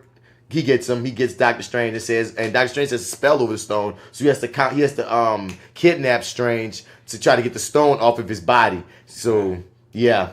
But like it was one hell of a fight though to take him off. Like the Cape with the mind of his own, you know, tries to do its best to Cape holds it down. Just to stop it. But Tony, at the end of the day, Tony fights his way up there to get to, Tony gets on the ship to try to save Strange. He thinks he sends Spider-Man back down with this amazing, beautiful new suit. Oh, yeah. He chicks him in. He was like, oh, yeah. This smells like a new car. It's funny enough, he gave it for him for oxygen and then sends him off in a parachute. It's like, this dog so you can go in space. But not for you. We won't be going to space today. Not for you. But guess what? Well, this is Spider-Man, dog. You got to remember, I'm my own superhero, That's his neighborhood Spidey son. Right. Spidey son, right. So, so all of them on this ship. And who knows where the fuck they going. So, and it's an interesting way. They split up all these groups to do all these different missions, all in the name of stopping Thanos. And I was worried about this because I kind of figured from the trailer that's what it was going to be. We're going to kind of split everybody up. And I was wondering if this was going to work, man. And 2 times in, dude, it fucking because works. once again, when they saved Thor's ass, and like I love how just all interactions with how Star-Lord was so the same I did about Thor. He's like, why are you talking like that? Why am I talking like what? Because fucking your boys, you mimicking your me? boy homie is basically like, you're a dude. You're nothing. This is a man. This is a man. I'm a man. See me, Drax. I'm a man, and I know a man. You are nothing. You are not this. You're not of our caliber. You are nowhere near. Drax, everybody. I love the Raccoon. introduction, man. The Rubber Band Man, like I was saying, like the little girl sitting next to me, like was super excited when the Rubber Band Man started because she knew it. Yeah. And then so like the audience too was all into it and stuff like that. How did y'all feel about the introductions? Because we kind of get introduced to everybody. Everybody gets their theme or whatever it is, and it's sort of like, and I was kind of thinking like, it's not fair for the Guardians. They get to play whatever fucking 70s hit was 80s, hot at the 90s, time. whatever Yeah, they it's want. like that easily gets the crowd going. That's not fucking fair, really. You know what I mean? That's part of them. That's part of Star-Lord. No, but dude, the first, like, every time people got excited when the Rubber Band Man played, I was like, okay, so the second time I had a couple black folks in front of me, so they were excited too. But I was the only one who got excited when, like Steve Rogers was like, I know a place, or I know a guy. And then that fucking theme goes in, and I was like, yeah! Okay, I'm the only one. All right, cool, gotcha. All right, I'm the only one who know this theme song. That's cool, that's fine, it's all right, whatever. The thing is, but it's... If you play, fair, man. If you play the exact same music, no, but if you can't play the exact same music when any other crew comes in, they won't get the same reaction because the Guardians of the Galaxy that became part of their shtick. They got their own thing. That's their shtick. So yeah. it's the music plus. If you don't play music in Guardians of the Galaxy, it's not Guardians of the Galaxy.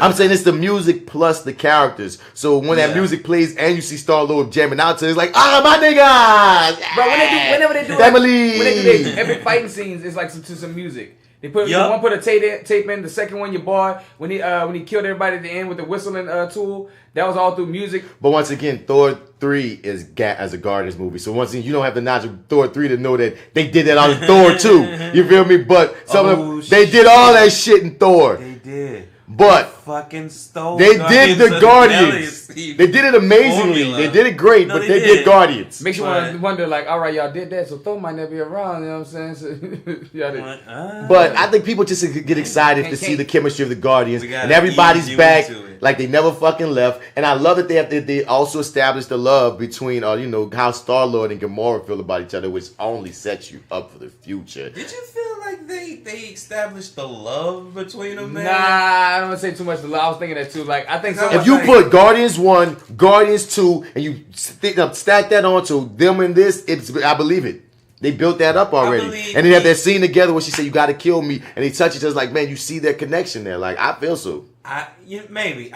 Here's one thing. I could listen to an argument maybe that he's in love with her.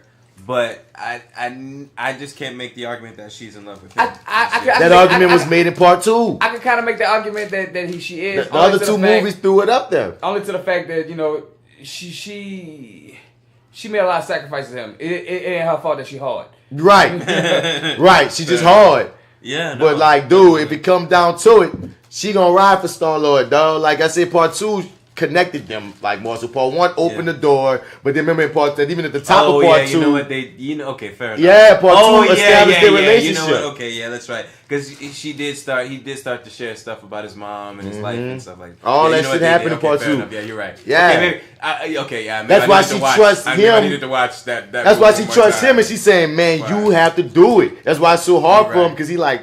You're right. And you think about it like this. These people are always in space with each other. He ain't got nobody else. He don't even know nobody else. Man, that's his woman. That's all he got. Right, his woman and his crew that he didn't even actually really assemble. They just kind of got together. I just stand by it. His only part that he thought was his part that he thought was going to kill him got killed. And his real part, he had to kill. The closer to a bad bitch he got is fine, sexy green chick, dog. He throw her away and they cool and they click. Who he gonna kick it with? The rabbit. He gonna fuck the rabbit? The rabbit.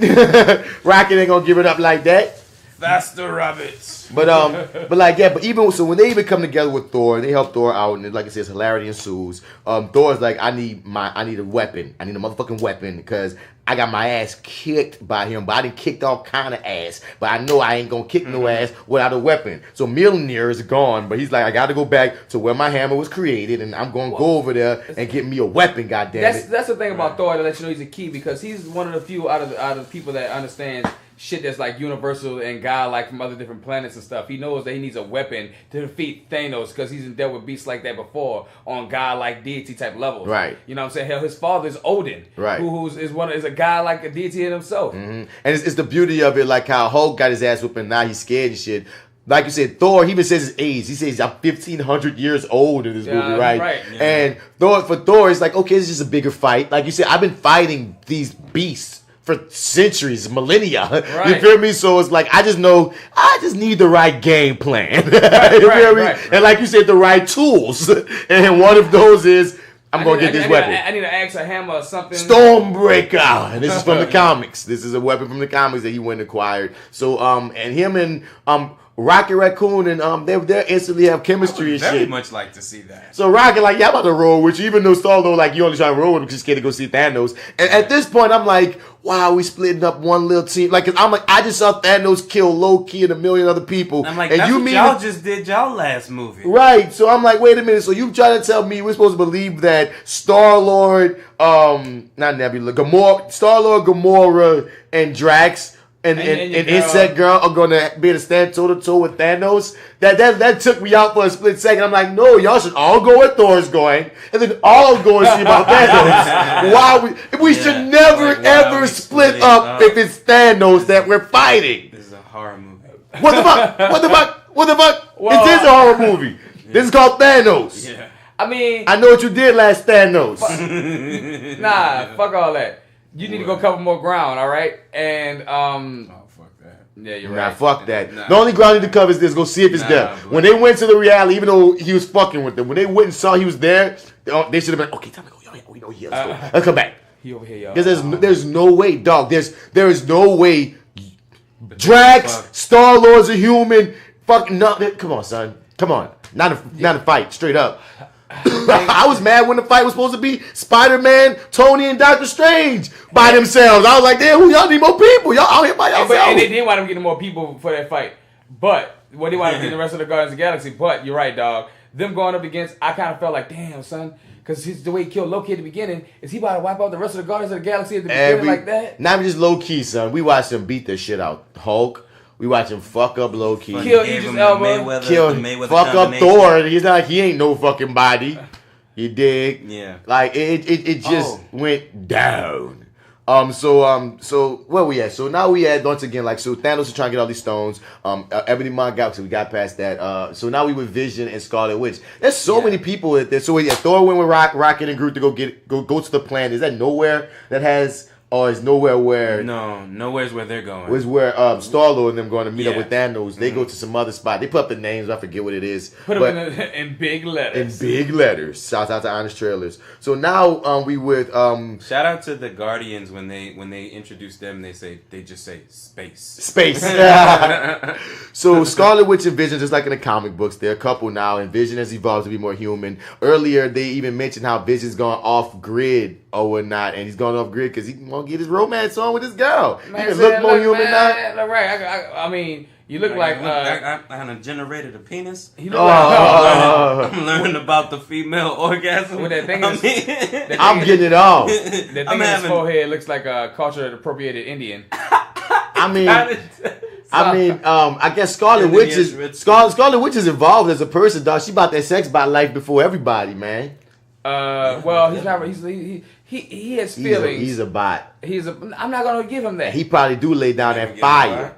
He probably lay down that fire. I mean, you ain't got to worry about ejaculating, and you can, like you said, program into your brain everything that a woman wants. So he's probably beyond us. We got to kill him. Oh, that happened. Spoiler alert. Anyway, so as we move into He must go. Now I love when so Scarlet Witch and Vision, they talking about disappearing together, but they both know they have missions that they're supposed to do and people counting on them. And then here come, the Dark Order to come and take the Vision's stone, the time stone, because even Vision says the time stone's been acting up and he's been feeling something, has been tripping and shit. So when they have this huge, and Bruce Banner in that little meeting that he has with Doctor Strange and Tony says that wherever the stones are, they can track them. Yeah, we need to track them, so we need to find them right now. Right. Yeah. And so Scarlet Witch and Vision put up a fight, but they kicked that ass. And really, Scarlet Witch is such a badass because she hold it down nicely. They catch Vision slipping a lot. Vision mostly gets his ass kicked, and Scarlet Scarlet got to save him a couple of times. Yeah. I feel like Scarlet had a real partner to fight in the fight with. They could have ran it. I mean, Vision got caught slipping. But he got caught slipping. I'm sorry. Hey, you got snuck. My bad. Yeah. You out the fight, though. Vision got stabbed, though. Right. I'm about to hate on Vision is one of the most powerful Avengers they got. But,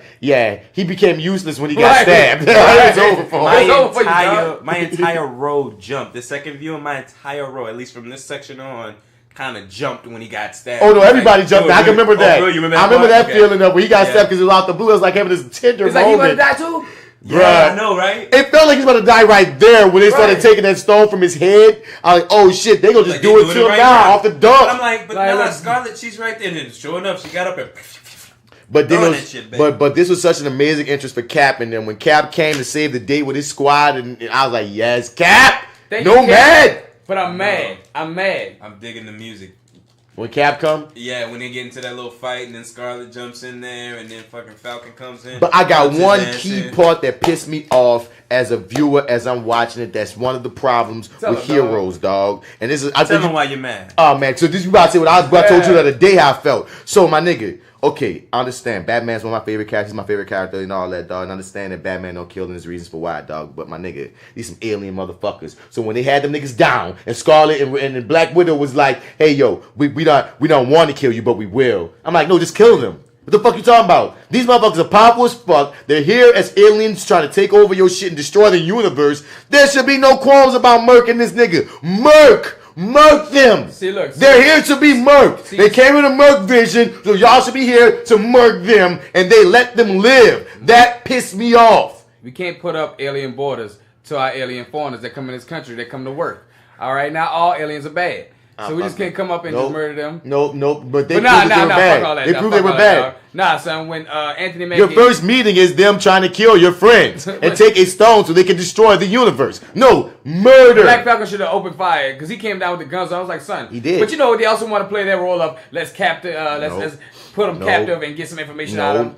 Yeah. Some people just gotta die sometimes. No, right. You know, it's where's like, your funeral? Never get shot up. Bullet towards the innocent. Whoa, these ain't innocent though. These bitches are evil. Exactly. One look like she need to be on Power Rangers. and like to say that these are CG villains, these were some great from Thanos onto his Dark Order.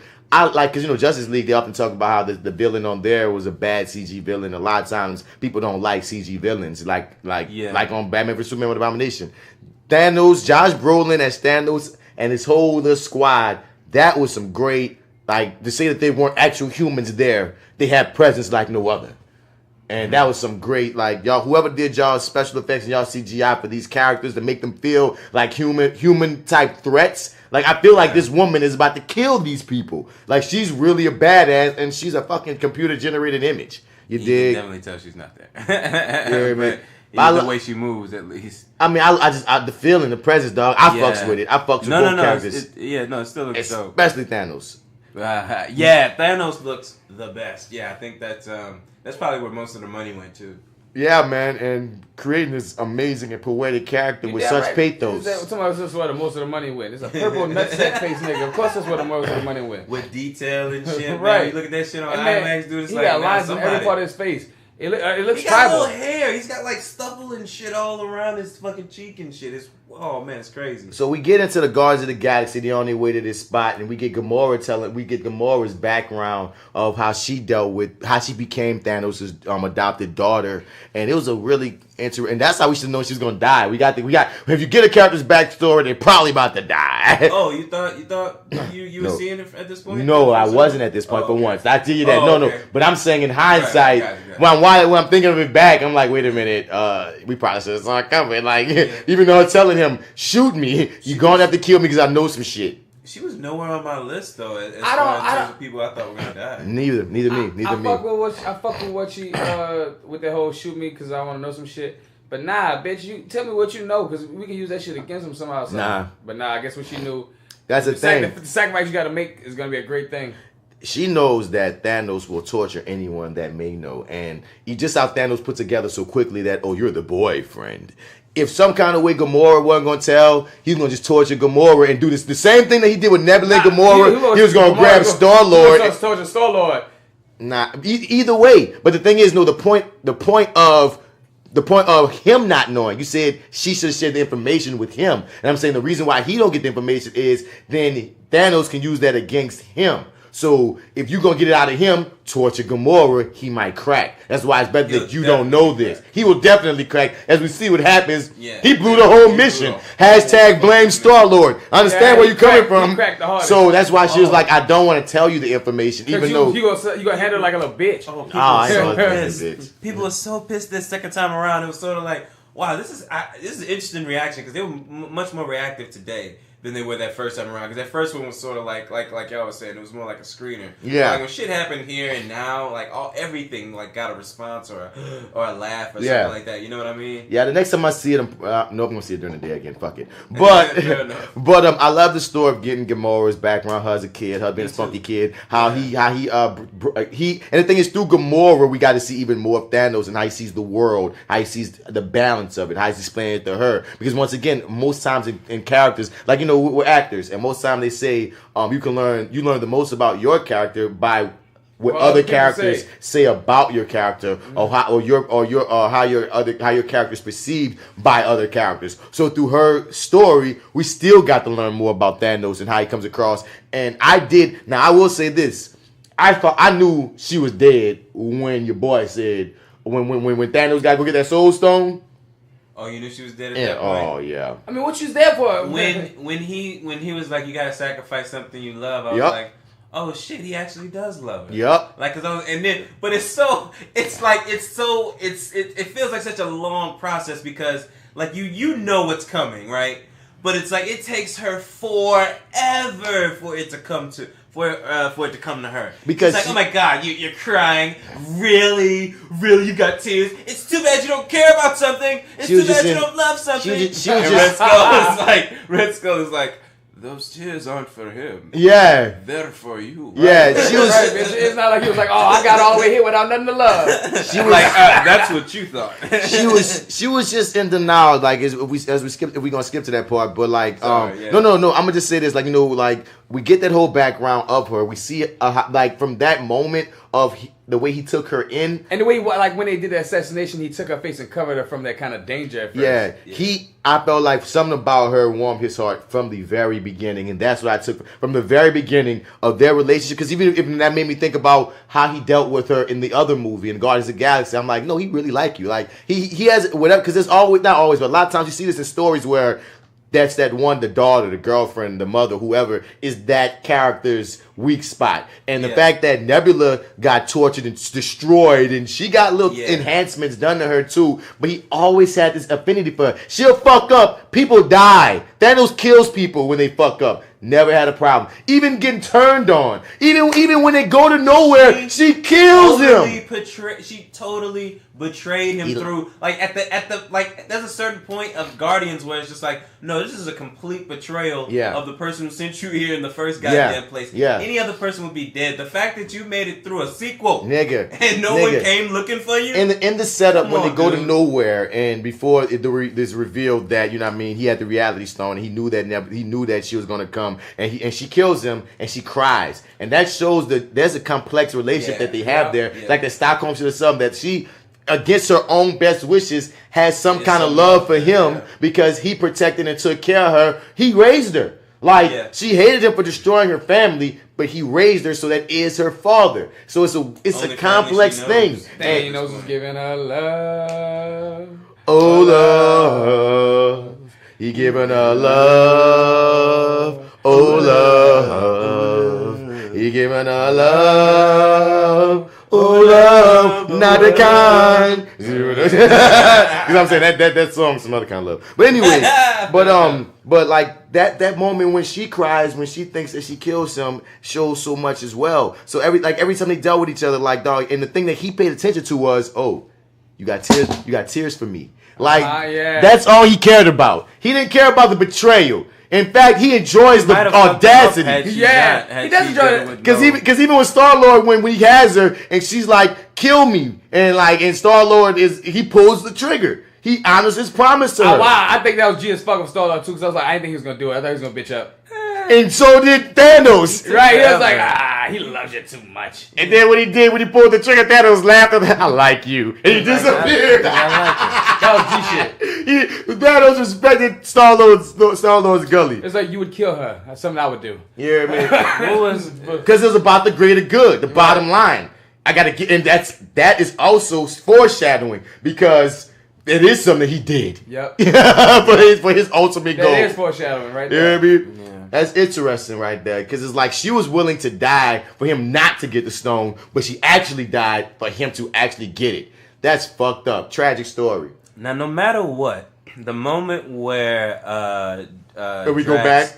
Yes, we go back. I'm sorry. When Drax is standing in the corner during their moment, during that moment where he's like, "I'm standing completely still." Those are so y'all know that like so James Gunn came on like at some point to sort of like punch up the Guardians dialogue because which is smart. Stuff is so unique and kind of super specific. quippy. Yeah, super quippy. Because Marvel's already quippy, but Guardians takes it there. Exactly, and it's like it feels like we're in another Guardians movie here, but because this has got to be a James Gunn kind of like scene. Let me throw this in there because who saw that coming? And because it was during this beautiful scene where Star-Lord does promise Gamora, "I will shoot you, I will kill you if necessary because you got the information." And the thing is, when she said, honestly, when she said she knows something, I was like, Thanos gonna get her.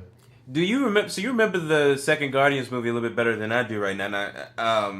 Did that clip when we go back? Is that her? Did that happen in Guardians when she tells him? Okay, that's something we never saw. She speaks on it, but she never. We really got the in depth visual. We never got nothing like that. She just said about how they used to spar and train and how fucking ruthless he was. Because for a split second, I didn't know that was her. Oh, I don't know that. My bad. For a split second, I didn't know that was her. Until like, you did, because they just threw you into that flashback, and they don't really do flashbacks in the middle of films like that. Like they just threw you in, and then they revealed that they let you catch on like, that's that was what the only this real is. flashback they had the whole movie too. They didn't really do it after that.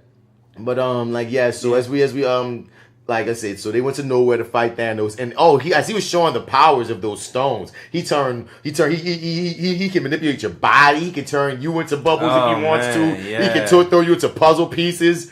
Thanos' obsession with bubbles, man. I think he just had fun with that, man. Oh, is that what it was? Because he was he was a child at one point.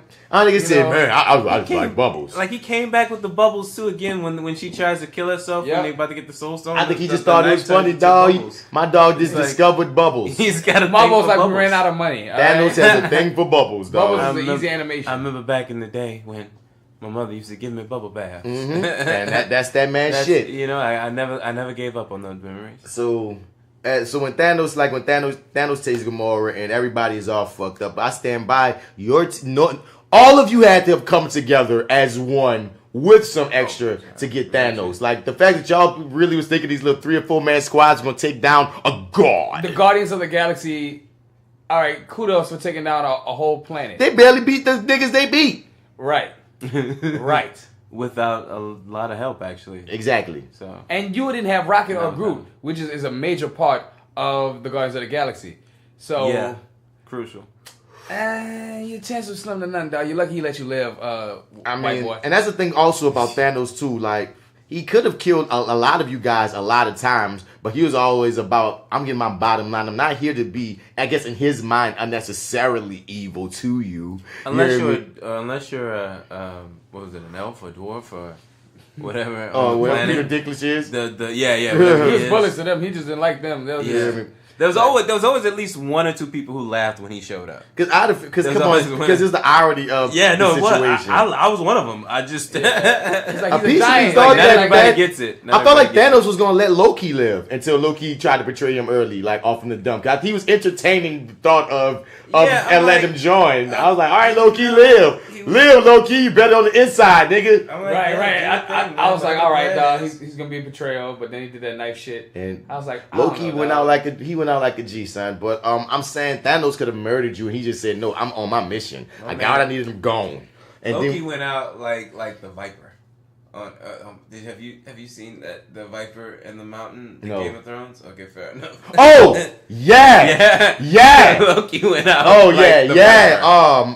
We just talking about that, my nigga. Oh god. Loki went out like the Viper. Oh god, no, my nigga. Sucked. That I feel like I had a few Viper moments throughout this whole movie. But, my god, that's the whole movie, guys. Just the Viper, yes.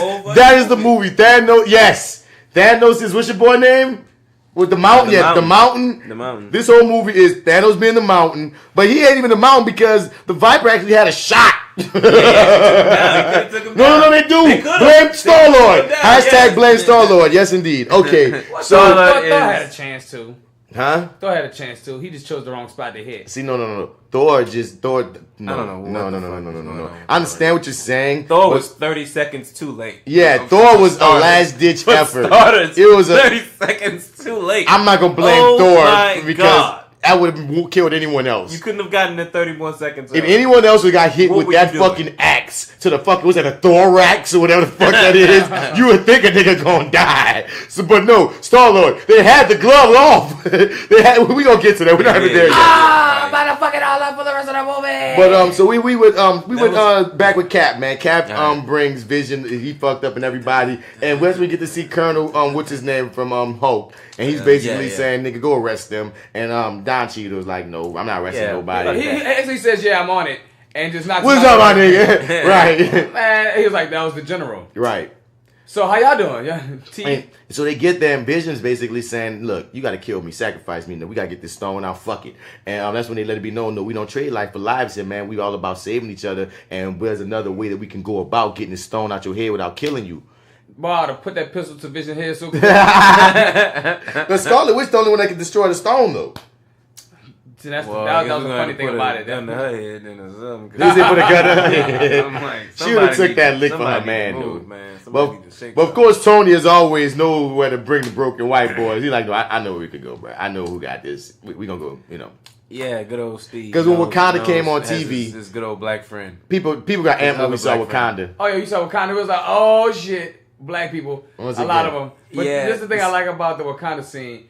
T'Challa was like, all right, this white boy's been here long enough. Time to put his ass to work. Yes, he's rested long enough. Yes, the White Wolf. It was funny. The White Wolf is an actual character in comics, but he's like an adopted brother that T'Chaka took in, and he's like the white. They call him the White Wolf or whatnot. It's a whole other situation, but yeah, it's fun that they gave that title to. It organically fit Bucky in the story they're telling here, and it just worked. I'm glad to give that shout out, but yeah, I mean, everybody at the symbol. Once again, now we got you a new arm, Bucky. We got shit to do. The storm is coming. The war is coming, and we get to Doctor Strange getting tortured by Ebony Maw, the sorcerer nigga, and Doctor Strange is like, I'm gonna take this shit, bro, because once again, you gotta understand, I'm the protector of this realm. You're not about to just torture me and think I'm gonna bend like a hoe. Meanwhile, Tony's on his ship and Spidey's on his ship. And Tony at this point don't know that Spidey's on his ship. Well. And the Cape as well. And the three of them are the Cape scared as shit. Like, the Cape is that nigga. He home. He a boy from Get Out, the homie. He's the fucking Aladdin carpet. He is. Right? Yeah, he is, man. Ride or die. So the three of them have to figure out a plan to save Doctor Strange or whatever from old boy. And once again, Peter has the movie references, and remember this old movie called Aliens? Aliens. And basically they get the drop hey, on. Mr. Stark. Hey, Mr. Stark. Hey, I'm loyal. You mentioned loyalty. Hey, listen. Hey, Mr. Stark. I'm here because I love you, and da-da-da-da. It's your fault I'm here. He's like, did you just say that? Like, I'm like, that whole little thing, man. It's like, he's just father-son, you know. And it's great chemistry at these two that they have together or whatnot. They have to come up with a plan to save Doctor Strange. And, they basically save him by busting open the side of the spaceship, and Ebony Maw gets... sucked out. One of the most powerful characters on that motherfucker. Yeah, he can kill so smooth. Like, you have to send him in space. Well, that works. That's it. I thought he was going to show up again, actually, to be honest with you. I didn't think that was enough to kill him. I mean, space kills us all. I guess so. I thought he was an alien, though. Thor's just flying through space. Thor's a god. Fair enough. He flies through the Bifrost. We don't see this nigga just roll out there. I mean, his space probably could, but I'm just saying he be in that little portal. You know what I mean? You don't just come rolling out there, nigga. But like, yeah, son. So they have to come up with a plan, and they basically all know they're about to die because they said we're gonna go up on, we're gonna get Thanos' head up. Doctor Strange, Spider-Man, Carpet, and Tony think they're gonna do it. Tony even have to let Spidey in. He lets him. You're an Avenger now. Knights his ass. Right. Oh, when he knighted him, I thought that was G shit. That was a nice little moment, though, man. Another nice moment is when Doctor Strange and Tony talking, and he's like, "I'm Doctor Strange." He's like, Peter Parker's like, "I'm Peter," and he's like, "Oh, no." Peter's like, "I'm Peter." He's like, "Doctor Strange." Peter's like, "Oh, he's not made up names." Well, I'm Spider-Man. It's like, oh. That's another moment with Doctor Strange to look at this rookie ass fucking. So, you know what? Is this your ward? I'm done talking to you. You're not anyone about to talk to. And, we about to see these heroes try to take it on, son. Meanwhile, what's happening here? Oh, we with Thanos. And once again, Thanos, when he's talking, he has this resolve when he speaks to Gamora. like a father. He's like, yeah, I've heard you. She's like, I hate that chair. Yep, used to say that all the time. And I hated it. I heard it 20 times before. Every day. Like the way that he deals with her with this certain patience. You on can the front tell that he steps. loves her. Like he regards her like a daughter. And I doubt this man, if he didn't have love for her, would tell she's known the universe over as, oh, that's Thanos' daughter. Like, you know what I mean? It's the other ones are like his children, but that's like his one. And he's once again explaining to us that it's about balance. And we get more and more knowing about like he feels like he feels like the universe needs it at a point like how people that believe in overpopulation of the world. He feels like, nah, nigga, if we let shit just slide, everything gonna get out of hand. He spoke about even on her planet. Once I cleanse your planet, it's doing better than ever now. I mean, like he like, has results. He's a hero of his story. Right. You can't argue with this. I mean, his methods may be crazy, but damn it, does he get your fucking house in order as far as your earth? Quick. Like once snap a finger. Once it comes, like I say, him and Killmonger, dog. Like there's some villains where when they lay their reasoning out on so you when I'm trying to say, like their argument, when they present their argument, you got a tough time fighting it fully. You're like, well, I don't want to debate with you anymore. Look at these results. You hear me? You remember being hungry, bitch? Well, guess what? Nobody's hungry now. Yeah, but there's a chicken in every pot. but my cousin ain't here to eat it though. What? Like I get to eat it, but I used to eat like chicken with my cousin, and now he gone because you killed him. Right. I guess he's he in a better place. Well, he ruined where they at. I sent him home too. Sunken place. So Thanos like, baby, I know. Like he said, Thanos told him like, what he told him, he's like, yo, your heart, me. Your fighting skills, me. But lying, because Thanos like, I'm a real nigga, I don't lie. I never taught you how to lie. That's why you're so bad at it. Oh, that's how you know your daughter. That's when you know your daughter. Woo! That's when you know your child. And we see Nebula get tortured, and I'm like, in the worst way. Nigga done broke her down into all type of robotic pieces. And it shows a sisterhood as well. The cords, though. And that's the thing is that's what gives Nebula and two things that happens here. One, Thanos says Nebula almost killed him, which I think is a bit of a foreshadowing that she might know a way in the next movie to handle up. Yeah. And two, I was like, Gamora gave her life for you, Nebula. That's going to give her even more attraction to be like, I gotta avenge my sister. I gotta murk this nigga. Avengers. So as he's torturing Nebula, Gamora basically agrees, I'll show you what a soul stone is. I did hear where it was, and Thanos like, okay, let's go. And once again, she never gets punished. Like Thanos like that should show you every rip. She kind of gets the worst punishment. I mean, that's not even a punishment. That's just irony. He didn't even want to do that. That's why he had to drop them tears. It's like and then tears of a god. You know what he said? He said, "I let you stop my mission before." So apparently there was a time where I guess he had to do something that involved her too, and she stopped. Well, I think he was referring to the time because he was saying he ignored it. He said he ignored. No, he was saying I ignored it the last time, and he's like, I can't do it this time, not even because of you. And I think what he was saying was because the last time on his planet, before it got destroyed, he tried to warn him and say that get rid of everybody. He let love blind him, right? And he's like, He said not this time, not even for her. So he just has a coming to devil moment. He said coming to devil moment. So Nebula gets free when they leave. Of course, she gets free and she shows us what a badass she is.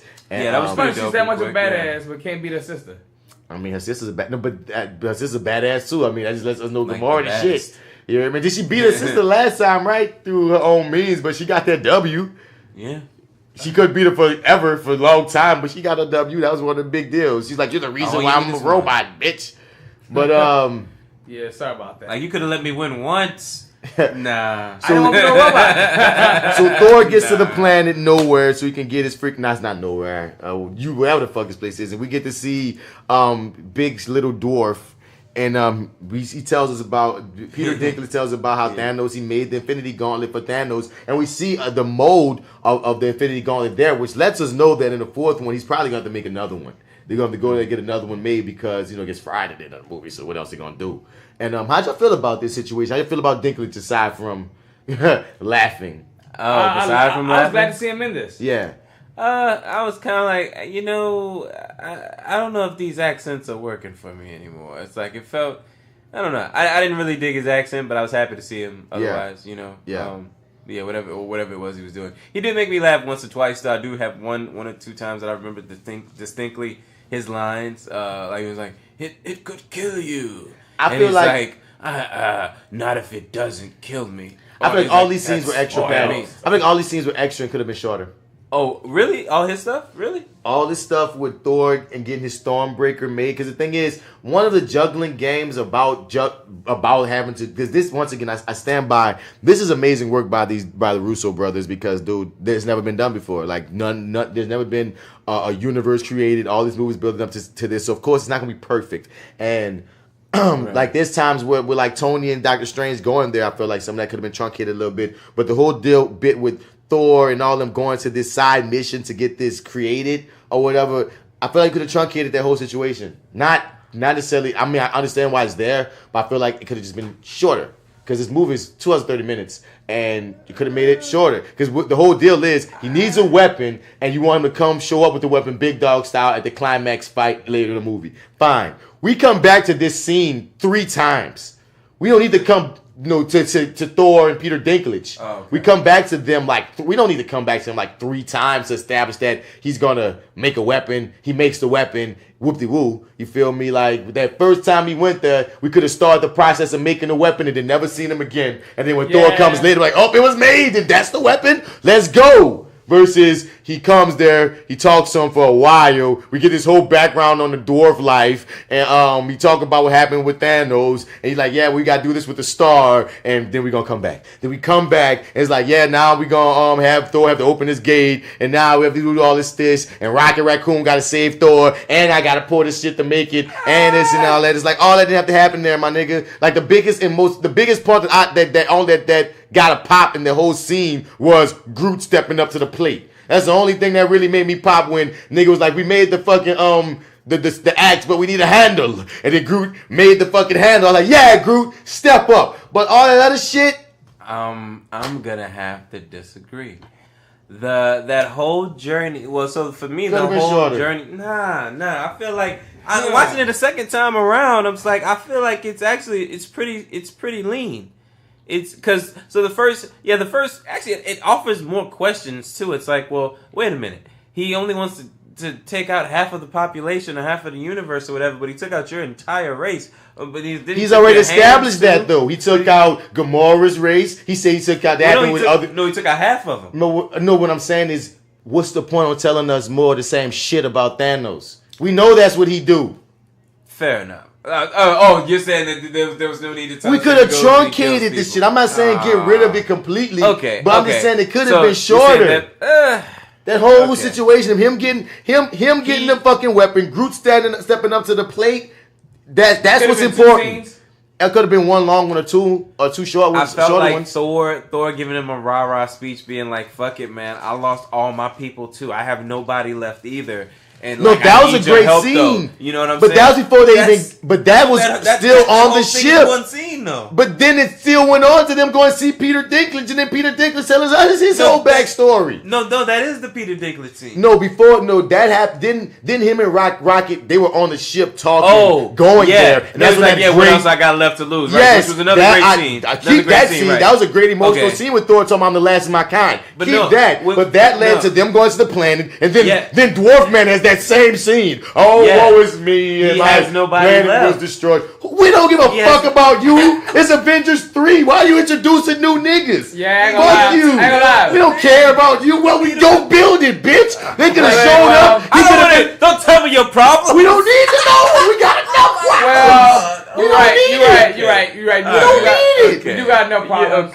Maybe 2 scenes. They could have got there and he could have been good, sleeping. Yo, wake up, nigga. Oh, yeah, you need something? I've been here. Let's go. Yeah, you know what I mean? Let's go. We don't need to know all that. Real talk. If it was maybe his depression of people getting killed in his hands. Sorry, but I guess all right. One scene, it could have been shorter. All I keep saying is kill my people. That journey could have been shorter. That's all. Not cut fully. We could have still had him making the goddamn Stormbreaker and showing, because otherwise, what's the point of it to the story?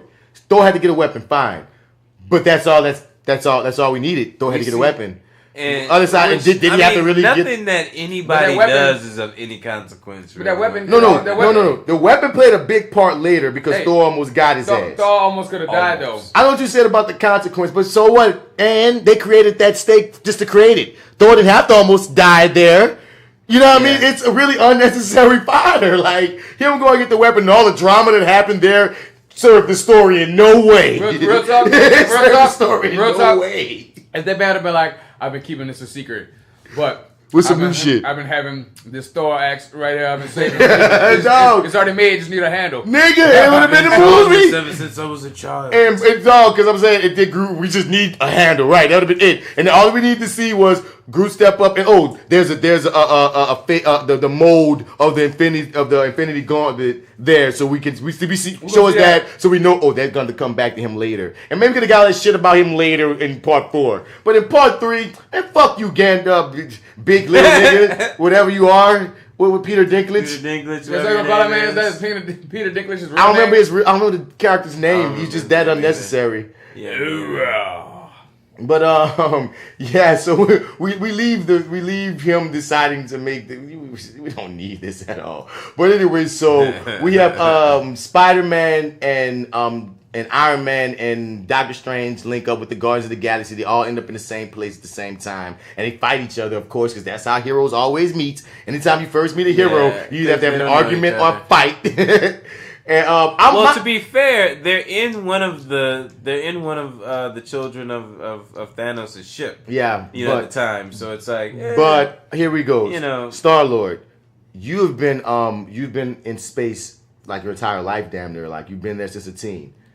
This is your first time seeing 2 humans, and your first move is to fight. I'd have been like, humans? What's up, niggas? What y'all doing here? What's poppin'?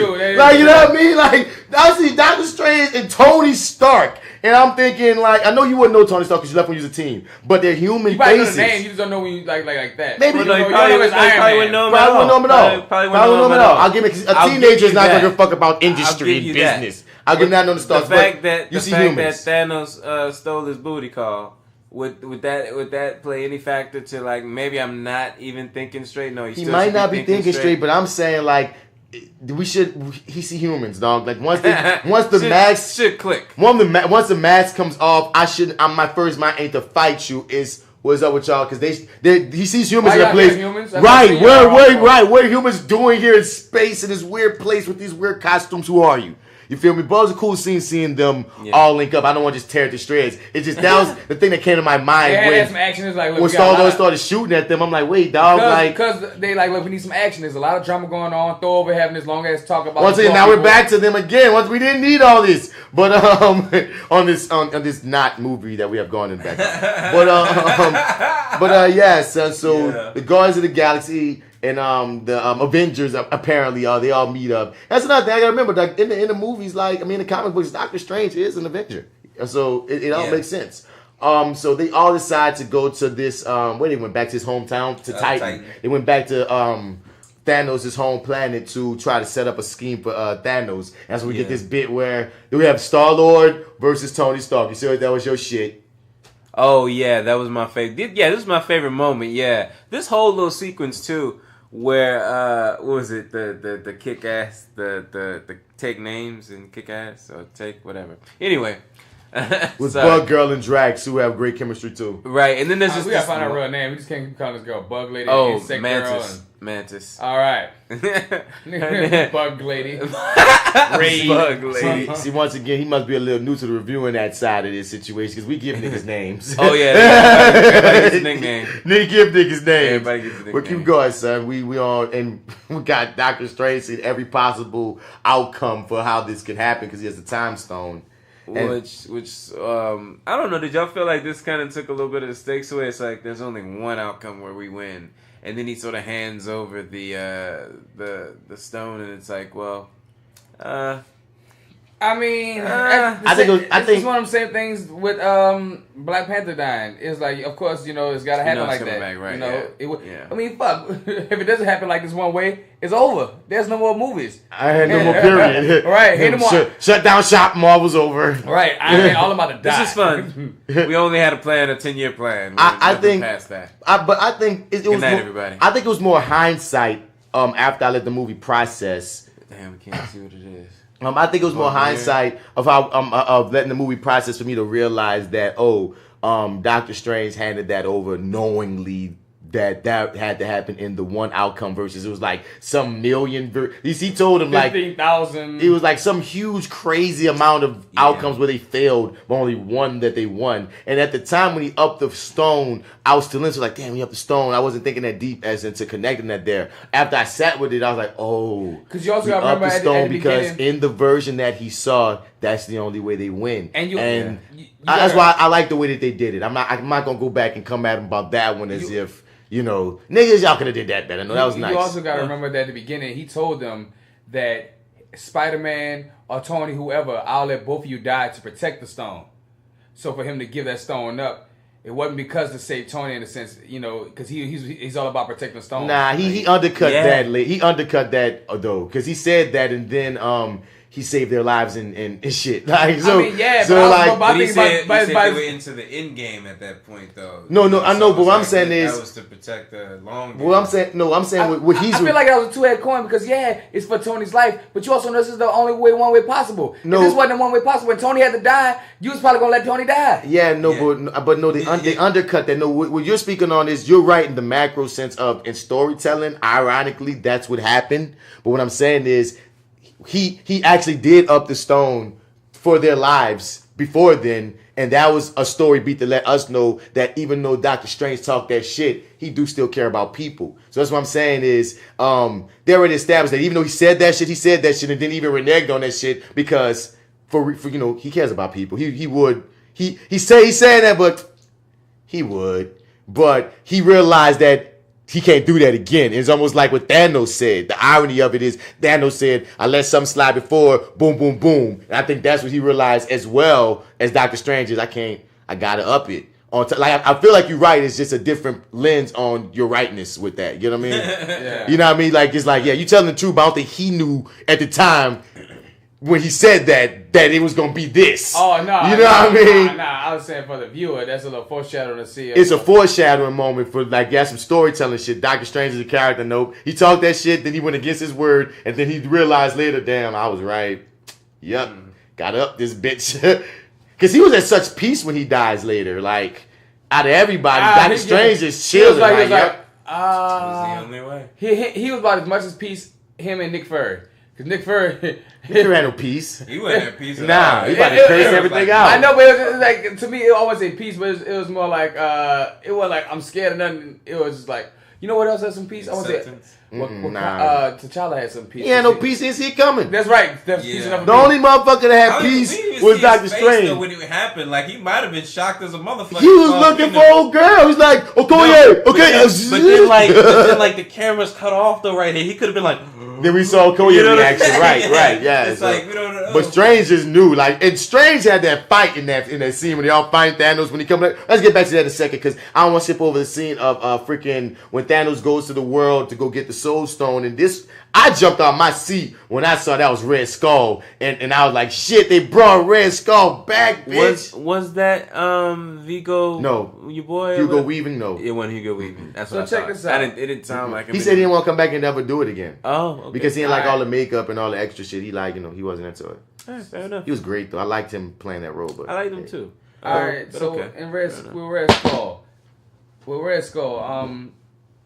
what stone he had to touch to get him there? Because I know he was trying to get the with the Tesseract in Captain America. Space Stone. So what stone put him there to where he's down? The Tesseract, the Space Stone. Damn, so he could wait. Just touching that stone could put you to guard a whole nother stone. You saw what happened at Captain America. No, like he got sucked into the stone, and he even speaks on like he got sent there. He still was trying to find these stones, and that made him stuck there, and that made him have to be the guardian of this stone. It was like his penance, because like his whole life was just about that, and now he's just stuck guarding shit. You got pulled into the vortex, nigga. You know what I mean? You got pulled into the stone vortex, dog. And this is a planet that they're on. So it's like, dude, nigga took your soul and made you guard this stone.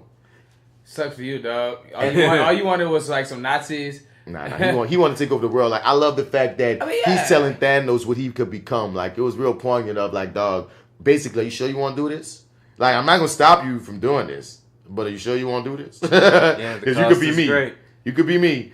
I gave my soul for this. Because the thing is, that's a whole other journey that whatever went down with Red Skull when he got sucked in is a story that we haven't seen. I'm like, what the fuck happened when you get here, dog? And there's a story there through space. I didn't know racism led you here. He said racism led you here. So in this scene, man, how are y'all feeling? We spoke on a lot. We spoke around this scene, but it's a trip, like you said, that Gamora was such in denial, and the whole audience knows that no, it's you, baby. It's you, Molly. You in danger, girl. Mm-hmm. Like the whole time, and it's just this death hurt this is one of the hardest deaths right here for me. It was tough the first time, and then the second time around where I noticed the blood around her head and stuff. He killed her. Like, yeah, no, she's fucking dead, man. Yeah, and that was a sacrifice in order to get that stone. So there's no, I mean, in order to get her back, I imagine you're gonna have to replenish that stone, or you're gonna have to, renege on her to give it back or some shit. But I think like you can't just bring her back. Yeah, you can't just bring her back. Like you got to come back with a receipt. So like, we used your soul to get this stone. That's what I'm saying. And most likely gonna probably keep her dead. And it was a powerful death. And to see this big ass motherfucker crying over having to do this. Like, once again, his character Thanos was so layered, man. Like, this was a Thanos movie. This movie should be called Avengers. It should be called Thanos Infinity Wars. Thanos, the autobiography of Thanos. You dig? And he had to throw her off this fucking cliff. Like, she died horribly. This is a kids movie. Like, kids. Yeah, yeah. Do you see this? But you know, it was because the same girl gasped when that happened. But like, ironically, this may be strange. I was clocking all of this, but I'm always clocking everything in the movie theater now. So whatever. I don't feel bad about it. You know what? Now that I think about it, I don't feel bad about it. But anyway, so her dad went to the bathroom or whatever.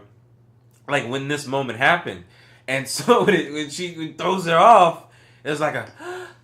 I heard that. Right. It's like, oh shit, wow. She's a very popular character. Yeah, y'all had balls. And I'm like, that they have their fans, man, and like you pissed a lot of them off. The first time I watched it, at the end of the movie, the chick I was sitting next to was like, I want my fucking money back. This is some bullshit. She was going in. She was for the culture. Oh yeah, she was like, how they gonna kill Black Panther? And the dude tried to tell her like, no, he gonna come back. Cause that's what I'm saying. Like, no, fuck that. Fuck that. Yes, he was. They killed the strong black green woman.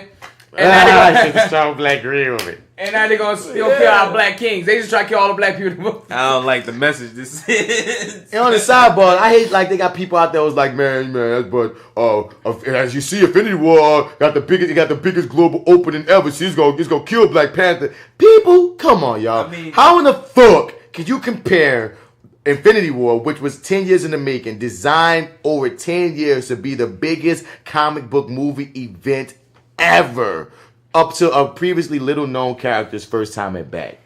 That's not even fair comparisons. Nobody, not even Disney Marvel, saw Black Panther being as huge. It's the third highest grossing movie ever.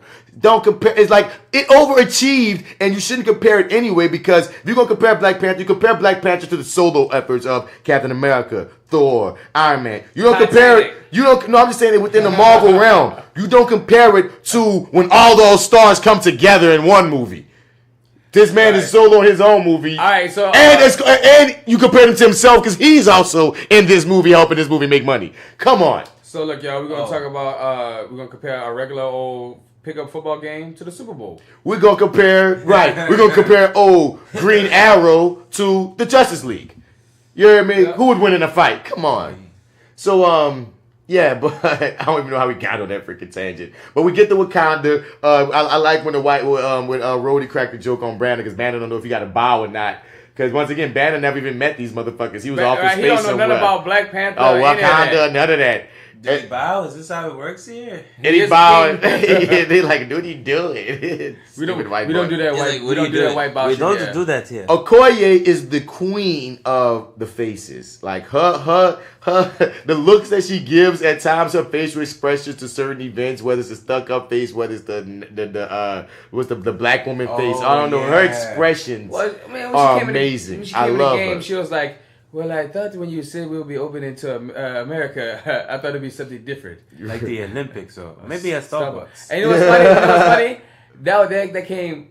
This movie came out after that Starbucks incident. I know, that's what I was thinking the second time around. I was like, yeah, it's too bad they can't take out the... no, that's good. That's a shot to call, though. Bitch, we gonna buy Starbucks. Yeah. Starbucks store. People out. Oh, shit. That was great. And I just love, like, Tony and Black Panther. This is a comic book all she put together. I'm not sure if I'm here for Blind Black Widow, man, but whatever. I'm not here for Blind Black Widow. She's going through some crisis. I mean, Black Widow, she used to have like red hair and shit, like or brunette. That blonde brightens her up too bit. Yeah, it's like it makes her face even whiter. It's like it does. Not only just whiter, it just makes her character. She looks like a fucking Targaryen a little bit. Yeah, he don't know about the Targaryen. Man, he don't know about it. She does look like a freaking Targaryen. Is that another Game of Thrones? Yeah, some Game of Thrones shit, man.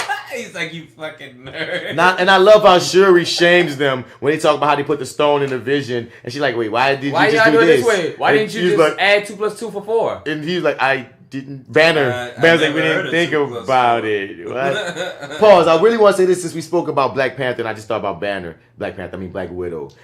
I feel like they should have given them a moment to figure out what the fuck they was going through. They give a look. They give a small look and like when he said hello. Yeah. But you're right. They need some way more explaining. But I mean, you can't explain right now. Fuck that. Yeah, so much is going on. But then there's the other side of it too. 4 years has gone by. The point people move on. People move on too. I knew the way she spoke to him. I mean, the feelings of that when you see it's gonna be something in the air, like that. But it's, like I think what you saying, AlphaJoe, is true. Is we got bigger fish to fry, we got bigger shit going on. Now that everybody dead, you know what I mean. Now, since it's just 5 of us, I can run it with you right quick. Bruce, Thor dead. Like Banner still think Thor's dead, so he's like, Thor's dead. I mean, now he does. No, he doesn't think that anymore. No, Thor just saved the day. Oh wow. Remember, he just saved the day in the end. Yeah, but until then. No, he says that Thor's gone. No. My point is, they can have their moment in Avengers 4. And since there's only like 5 Avengers left, now we have less people to have to even worry about. A lot of people are gone. So I'm just Black Widow and this moment because he might turn into autumn leaves too. So what's up, yo? The way we left it was kind of fucked up. I know, but that's what Avengers spoke. I'm so glad you didn't turn to Mulch. But once again, we're showing how amazing Shuri is. And the thing is, they trying to get her to do some impossible shit. She's like, I need some time to do it, but we can figure it out. We can try to get the stone out of his head. The whole time I already knew, nope, they're gonna kill him. I already knew this wasn't gonna work. I don't know why. As soon as they say, I was like, I know Shuri, you're gonna try your best, baby, but. Shuri's gonna come up with some way to automatically download it or something, or I know I'm talking about this moment. Still gonna be working. I mean, at this moment where their plan was to get the stone out of Vision intact and everything gonna be hunky dory. I knew it wasn't gonna happen like this. Shout out to my dude, Wonder Rhymer, POTUS Carl from the We'll Figure This Out podcast, who his hashtag for Thanos says it's been violence. Like, that's what he just says about Thanos. Violence! Also, it's violence. And I'm just like, after seeing that Thanos had to kill Gamora, I'm just thinking, yep, violence. None of your plans will work. None of them are going to work. Thanos is going to come. Violence is going to ensue, and the bad guy's going to win. I just felt that way almost the entire time. Yeah, the bully wins in this movie. This is I wouldn't even say a bully. This is a god. He's just laying some rulings down. So we have Wakanda, and it's like, the people coming, dog, and now we're getting ready for the big scene, and it's hilarious that... Wait. There's a part where T'Challa looks at Captain America, and I feel like, see what you done brought to my motherfucking house, nigga. Yeah. You done brought this shit. Get this mad as shit. No, they're all down. And I'm like, everybody's down. I'm like, oh, shit. They're down for wall, but he was like, dog, we were supposed to gather and get a plan here. Yeah, what the hell? Why we fight like... This supposed to be an American soil. See, y'all bringing this shit over here. This is what we didn't want. Because you did bring the stone to my house. Like, we ain't had no stones yet. But either way it go, it's funny that they have the means to defend themselves against these alien attackers. You know what I mean? Like, they have a whole dome to protect Wakanda, and it's like shit. We've seen alien shit before. Now, and see, we back to Thor and this shit again. Anyway, see what I'm saying? We didn't need that many scenes. But anyway, Wakanda, he's right to the action, man. Look, he's out, and then now he's doing this once thing. again, didn't serve the story. But anyway, on Wakanda, I was amped to see M'Baku and shit. But where was Nakia? I guess she's on some retcon spy mission somewhere. Because it's funny, we saw M'Baku, we saw Shuri. Because she's a spy. Well, she did say, that she, I guess she went on another mission. Yeah, probably. That's what I'd say, yeah. We're going to give it to that. Yeah, I'll allow it. We'll allow it. I'll allow it. As long as Okoye is there, because ain't no way Okoye going to be there. And we saw some light-skinned people in Wakanda this time, even more so than before. I know. Shouts out to Wakanda. Okay. Beige Panther. So, we get to the point of Thor. He gets his thing made, and we see what happens. But once again, we got this whole. I like how they even have the cap. Put some respect on Thor's name, man. I mean, Thor's the man. He has all my respect. I just felt like those scenes could have been faster. But I like the way, once the team captains go talk, it was Black Widow, Cap, and Black Panther go talk to the children of the Dark Order before they decide to fight. And they look, we're going to run up in this bitch. And they like, well, try. And they go back, and we got this whole running sequence. Not the one that was in the previews, because that doesn't exist. No one with Hulk running through Wakanda. That was a lie. Bruce Banner's Hulk is afraid. We never see Hulk. They fucking catfished us, man. We waiting for the Hulk, and Hulk is like, he never comes. He's in the Hulk shows up, man. No, Bruce is in a Hulkbuster suit the whole time. But the way they keep calling it out, I'm like, you know what? That is true. Hulk does show up at the last effing second. And he didn't. He don't. And he didn't, but I was like, at the last second, and in the first viewing, I was thinking, maybe, just maybe, Hulk will show up and save something. I certainly thought Hulk was gonna come some point in this movie. I really did. I banked on it. I was waiting for it. I was like, who hasn't shown up yet? I'm like, Hulk hasn't come out yet. Hulk's gonna save Vision. Nope. I was let down. I wasn't let down to the point of taking this movie any way down in the rankings or anything. Yeah, but it was just one of those things. I was salivating. Folks, they showed us enough. They showed us the fight. And we're saying that's the story of he gotta get his confidence back. I get it. I just wanted to see my nigga Hulk, because after such a great turn, and we keep on shouting out Thor Ragnarok, but Hulk had a great turn in Thor Ragnarok. I was anxious to see him in this. But we have this huge behind brawl and fight in Wakanda, dog, and they really give us our actions worth leading up to Thanos arriving. Now we're not even at Thanos arriving, because while this war is going on and this fight to get this Shuri to get this thing out of Vision, and the Dark Order is basically about to destroy Wakanda and such, Thanos comes home and he gets jumped by the Guardians of the Galaxy and the Avengers that Spider-Man, Doctor Strange, Iron Man, and all of them. Him and Doctor Strange has a good conversation first about his home. That starts it off real good. And use the Reality Stone to explain it. Yeah, and we get a full background on what sort of motivates. Or even more, because once again, they've been giving us pieces throughout the movie for Thanos. Right, and this sort of solidifies everything, kind of puts everything in perspective. It was a dope plan, I thought, though, too, for like how they did it all together, but or at least how it all came together. Well, how did you feel about this scene, AlphaJoe?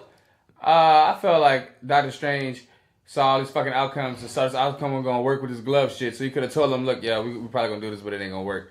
So we might as well just, play this other route. But I guess that's the only way. You gotta do, I guess when you do the future, you gotta do everything to the tech. You gotta go through everything. And one thing I will say, because the thing is, right now we get split between two different fight scenes, and that's what's happening on Titan and what's happening in Wakanda and such. And I love the way that they show the Reality Stone and how Thanos, because the thing is this, when Thanos had the Reality Stone and where he can just bend reality to his whim, I was like, dude, he can make that Reality Stone makes him so cop, it's ridiculous. He can do anything with it. And the fact that they held that much of a fort down was impressive as hell. Like, Doctor Strange kicked a lot of ass. Tony kicked all the ass that he could. We really watched these heroes fight down to the bone gristle. And they almost won. They almost got it until Star-Lord got emotional. And I love the fact that Star-Lord is hilarious. Like, every little scene Star-Lord's in, he steals his little bit of the show. Yeah. To say he has a character with no powers, he's he's half god, I guess. So he's half planet. Yeah, we find out that, but that's not his. That's not what he uses. To me, right? That just shows that he can't die anymore, in a normal way. But he's not anymore, right? He gave that up. Because when his dad died, but They fight, and this is, I love the effects. They use everything to their freaking advantage. Thanos is a beast, but once again, a lot of people are mad at Star-Lord for one, because it was such an intense scene. Because I was like, oh shit, are they going to really get one over on Thanos? I thought they were gonna do it, man, and the audience was real audible too when he fucked up. Like when he loses his shit, man, they're like, oh man, like it was a whole bunch of different responses, and it was just like, wow. But that's the convenience we all have as moviegoers, as people getting to watch the story. Because I stand by it. We all talk that shit as if I would do this and I would do that. But you find out that your girl or your mom or whoever that you love got murdered by this dude and you ain't even know. And that's when he first finds out. Dude. You know what?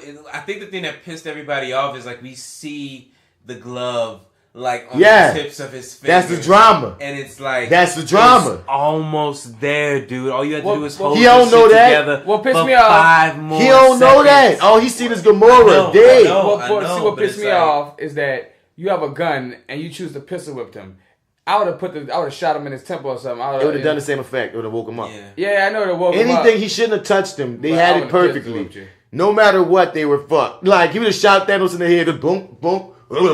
I'm good. Like, you know what I mean? Everything was perfect. All he had to do was sit there. But once again, nigga found out his girl got murked and he don't even know how. He don't know what happened. I mean, look. And he knows and he also feels guilty that he felt like he let her down in the first place. He got that riding on him too.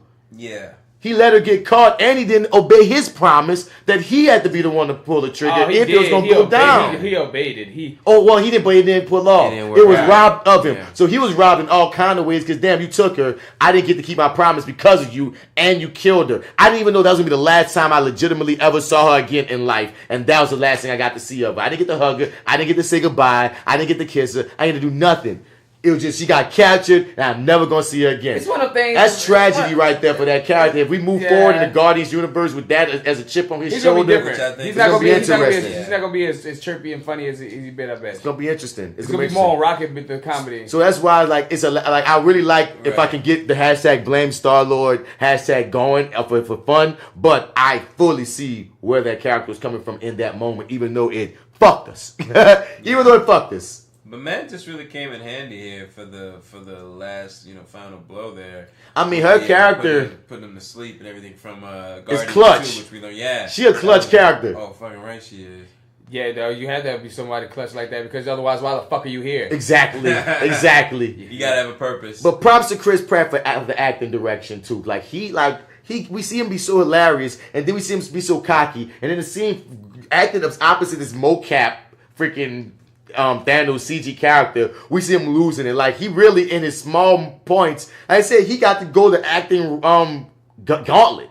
Yeah, he did. You dig? He's really strong in this. Yeah, he's really strong in this. Yeah. He really is. And it's so much so he I don't know. It's like when you garner a response from people, I think you're doing your job. That's something powerful. Yeah, definitely.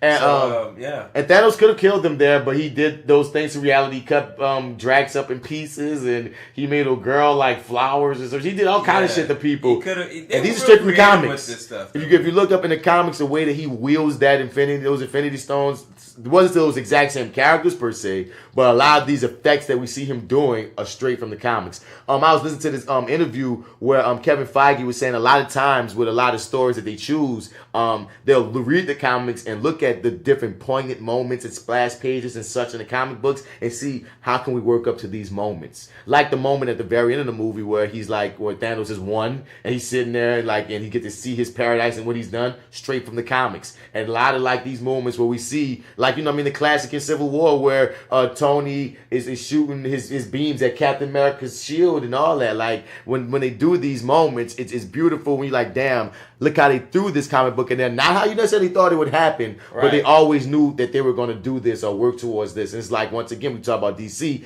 They don't have nobody there to be this meticulous where they go even in the directors. Like, for Marvel, if we hire you as a director, we're hiring you to get with our program, and you don't got that much leeway. You get with our program and do your style under what we want. Right. That's the thing. That's what it is. Because it seems like it's too much of their style and not enough about the comic book order and the lead ups. That not saying you got to necessarily stick to everything the comic book has, But you got to stick to the strong points, like you said, the big points that they have at the end. I mean, that's what they do. I think it's beautiful that even if they're not going to do it, they shouldn't do it panel for panel. But if they're not going to do it panel for panel, pick like those ones that are important. The wrong ones. Nah, DC like not always, but sometimes. Like in the last few movies with the new Batman and new Superman. DC's problems ain't the fact that they don't take enough from the comics necessarily. DC need to just restructure everything. But I'm just saying, my point for bringing it up was just on the level of, you see how meticulous Marvel is versus DC. You don't feel as if you care as much as obviously your top head, Kevin Feige at Marvel, does. And when you get these big ass fights, or when you get like the way these stone is being used by Thanos, there's a certain like there's these big pops for the fans. Even though they even tell us the Dark Order's name, if you're a fan of the comics, you've seen them before, so you already know what they're about. So it's just great. And like a lot of these war scenes, whether it's Captain America fighting, whether it's Black Panther fighting, whether it's like it was Black Widow and Okoye and Scarlet Witch jumping the chick from the Thanos. That was a real sisterhood moment. Yeah, it was a great fight, dog. Seeing Okoye and Black Widow fight together was amazing. And such. Especially Okoye. The other moment. These are straight splash pages, as they say in comic books. What you're saying? The Okoye moment was like, why has she been up there the whole time? Yeah, with Scarlet Witch coming saying the day. Okoye was a bro. A nice little moment for Okoye. It gave everybody moments. The thing about Okoye and Black Widow moment I like is because both of them are master in hand-to-hand combat. They don't have superpowers. So you're really going to see these two women just kick ass just on hand-to-hand combat. And also, it just makes me think of that time when Black Widow was up against that other Dora Milaje member back in the previous film of Civil War. Move or you will be moved. And everybody was like, ooh. And T'Challa was like, this will be nice. You don't want to work with it. I'd love to see you two women do that. And Okoye was her ranking officer, so that'd have been them two fighting is like, it'd be some crazy shit. But once again, we skipped over the part of Shuri didn't have enough time, dog. Then people stormed in. The dude who Black Widow didn't kill earlier rolled up and messed up the upload of Vision. So you should have killed that dude before. And Vision, Spider-Man killed this character. Who Spider-Man killed? When he opened up that portal and sent your boy to space, he killed that dude. You mean that wasn't Spider-Man? You can't just be saying Spider-Man killing people. Like, you talking about your boy Ebony Maw. When they that guy is not coming back. He's accessory to the crime. Yeah, I mean he is. But I'm just saying he was as strong as Spider-Man killed the nigga. Like, oh shit, what? But like, yeah, dude, like not killing him. But they often say that's a problem about Batman. The fact that since he doesn't, his no-kill policy leaves his villains to come back over and over again and kill even more people. That's why they always say you should kill the Joker, because by leaving him alive, he does more damage. But you always say, it's his code. It's one of the things they say, it might be a flawed code. That's an argument people often have. Black Widow, we got it straight up and down. If you would have motherfucking murdered this nigga from the dump when you had him down and bleeding and hurt, wouldn't we have him? Vision would be gutted up like a fish. Right. Straight up and down. True. And we skipped over the moment of Captain America and Black Panther running side by side. Black Panther burning an ass. But, it was close. I wonder when T'Challa sees Captain America, he's like, my dad told me that time he kicked your ass. I mean, in this movie, Lord, that never happened. Yeah, you don't know that because Captain America was way back then. Nah, and this movie, though, is kind of like, if you look at how they established it, Captain America, he was frozen before they even knew Wakanda existed. Like the ass whooping of Captain America and Black Panther in the comics is Captain America was going there to investigate some shit, and he stumbled. There's two versions. There's one where they send his ass there purposely, and there's another one where he's there for another reason, and he finds his way, et cetera, et cetera. And it's like, when Cap found out on Civil War, it's not like he knew. Like when they find out all this shit, it's not. It don't give that feeling of familiarity. I feel like in a small sense it did. He didn't say like what's up like he knew them, but it definitely wasn't like I didn't know you. It was more like it felt like I didn't know you. If you go to Civil War, it was like, oh, Wakanda, what is it? He's like, I don't know. Like he had that feeling of I remember going to Wakanda back in my fights when I was going against the Nazis. I remember stumbling across. I didn't get this far in. Yeah, got my ass whooped. I just feel like it would be something like, especially when Cap first ran across, when he ran him down. When he ran him down when he was trying to kill Bucky, I feel like if Captain America had run across a previous Black Panther, something out of his mouth would have been like, oh, you again, or something. He was looking at T'Challa like, what the fuck is this? Like, what you doing, King? Yeah. So, damn. we at the point now. I guess where we having this fight, but where they got to the last leg of the fight between Thanos and it was a nice little thing how when Doctor Strange unleashed everything. He became like millions of versions of himself. Like I'm watching the fight of Thanos kick the Avengers and the Guardians of the Galaxy's asses with just this feeling of, damn, any one of you can die at any time, like at this point. When Thanos grabbed that freaking thing off of Doctor Strange's neck, I was like, oh shit, he fucked. But Doctor Strange, once again, he had the freaking like, no, nigga, I'm going to protect this by any means necessary. Because he's an ultimate magician. I mean, I am the wizard. I mean, the technology is just... Bless you. The technology, like everything came down to the point where this had to be done, and it just was such a soul-crushing moment. That last little fight between Iron Man and Thanos, man, when you think he's gonna bite it, I feel like he's about to kill Iron Man, dog. He was about to kill that Iron shit Man. was brutal, man. That was a fucking prison you. yard fight, man. Yeah. Oh, but dude, he beats all of his fucking nanotechnology to death. He beats this man clothes off his ass. Yeah, it's like I beat your clothes off you. If you keep watching, he beats him so hard because his suit keeps regenerating and building itself back up. But it just he beats the regeneration out of your ass. Nigga, healing factor, nigga, mealing factor, I'm eating you. Like he's in a black tee right now. Like in a black wife beater. This nigga beat their ass in a black wife beater then left on him. So, it was intense. And when Thanos shows up, and everything about the fight, and they know that they're losing this fight. Vision tells Scarlet Witch basically in Wakanda, like, you gotta destroy the stone. And it was the last effing second. I mean, she should have did it, but she tried though. That's she her was love. her love. But the thing is, it's not like destroying a stone. It's just like, I'm just gonna destroy that bitch. She was shooting her beams for a minute to try. That's what I'm saying. It was epic effects. That's why I'm saying, like, she should have started this process a little sooner, because last minute just left her right at the last second. But also too, watching it the second time around, I'm thinking, I'm like, wait a minute. I saw this movie, but I'm like, you should know this based off of Doctor Strange. You should know that if he has the time stone, it doesn't matter what the fuck she does right now. But she don't know that. They don't know the time stone. See, that's the thing. Like, I don't even know if the movie's gonna know to do this, but I'm like, sure enough. Man, my dude, honestly, once he got the time stone, everything after that is in the power. There's two things that you've shown me that you can do, Thanos, that let me know that all of this that's happening when he shows up on Wakanda, they're fighting to die. And one is he can make whatever reality be shown that he wants you to see. And the other one is he always has a redo whenever he wants. When you have those two stones in particular, any fight you can redo and redo and redo and redo. When we kicked that time stone on them niggas, I was like, oh, this is the ultimate cheat. When I realized there was 6 stones and he was on 5 and Vision was the last one, there was no way this breaking is gonna stop. But I was like, before I even like clicked in my mind the time with the time stone, I was just like, man, my nigga, something's about to happen. He didn't get all these stones right? He to come all lose this now. One of these stones gonna do something to bring this shit back. This is your story, Thanos. You didn't come this way to lose. This is your destiny, man. Feel me? And it was so sick how he started it over because, dog, like, because the thing is, he walked up, like, when she destroyed the time stone, and she went through the trauma of having to kill her love. Yep. And he walked up like, well, he was too cool. I didn't want to have to do this because it was going to take a little bit more time. He was too cool. Bitch, get back. Oh, I'm sorry.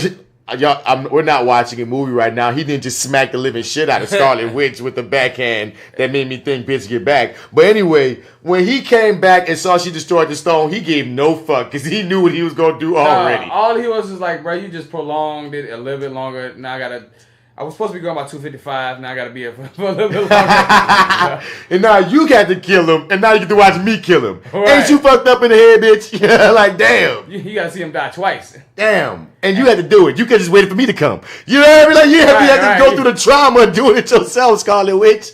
Damn, that's messed up. She thought she was doing it for the greater good. You feel me? But when Thor come back with that axe, and for a second, they get your hopes up for a split second like he was going to do damage. Yeah, because he came through doing damage in the Wakanda fight. when he came in, Bruce Banner was like, yes, you got got me messed up now. I never thought I'd think like, oh shit, y'all done fucked up. Thor's in the building. I never thought I'd be thinking those words. Because it was great that Bruce Banner was able to fight for good fight without Thor, without Hulk, and they do have some talking to do. But they was about to lose when Thor came up. And one scene I want to throw out there when Bucky grabbed Rocket by the head, and then at that moment when Bucky was shooting, and they going around in circles. How much for the gun? It's not for sale. How much for the arm? He just walks away. No, he says, I'm gonna get that. I'm going to get that arm. I'm like, he's proven to us in previous movies. He might. The rabbit might. Thor kept calling this man a rabbit. The rabbit might. I'm like, watch. That's gonna be like the one of the post credit sequences in Avengers 4. It's gonna be Rocket walking around with the arm. At some point. I see it happening. It's like they didn't mention it for nothing.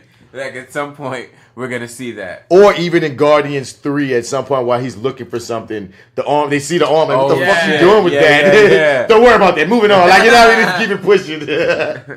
So like that. But once again, Thor comes. We have this last ditch effort thinking he about to take out Thanos supposedly, and nah, man, Thanos telling that G shit, you should have aimed for the head, and that's a problem once again in many hero movies. They never aim for the head. On villains or heroes. That's kill shots. On villains or heroes, because even the villains don't aim for heroes' heads like they should. Deadshot do.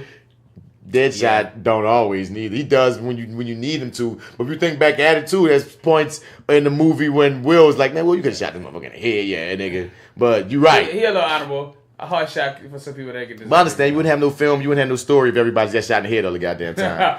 And just like in the comic books, Thanos snaps his fingers on the gauntlet and it goes to black. And then we go to him talking to the soul, I guess, of Gamora, it seems. Yeah. We see her as a little girl again, and he's on this different plane of existence or whatnot. And he's like, it's done. And then we start seeing the most traumatic scene ever for any little kid and everybody who don't get the whole schematic.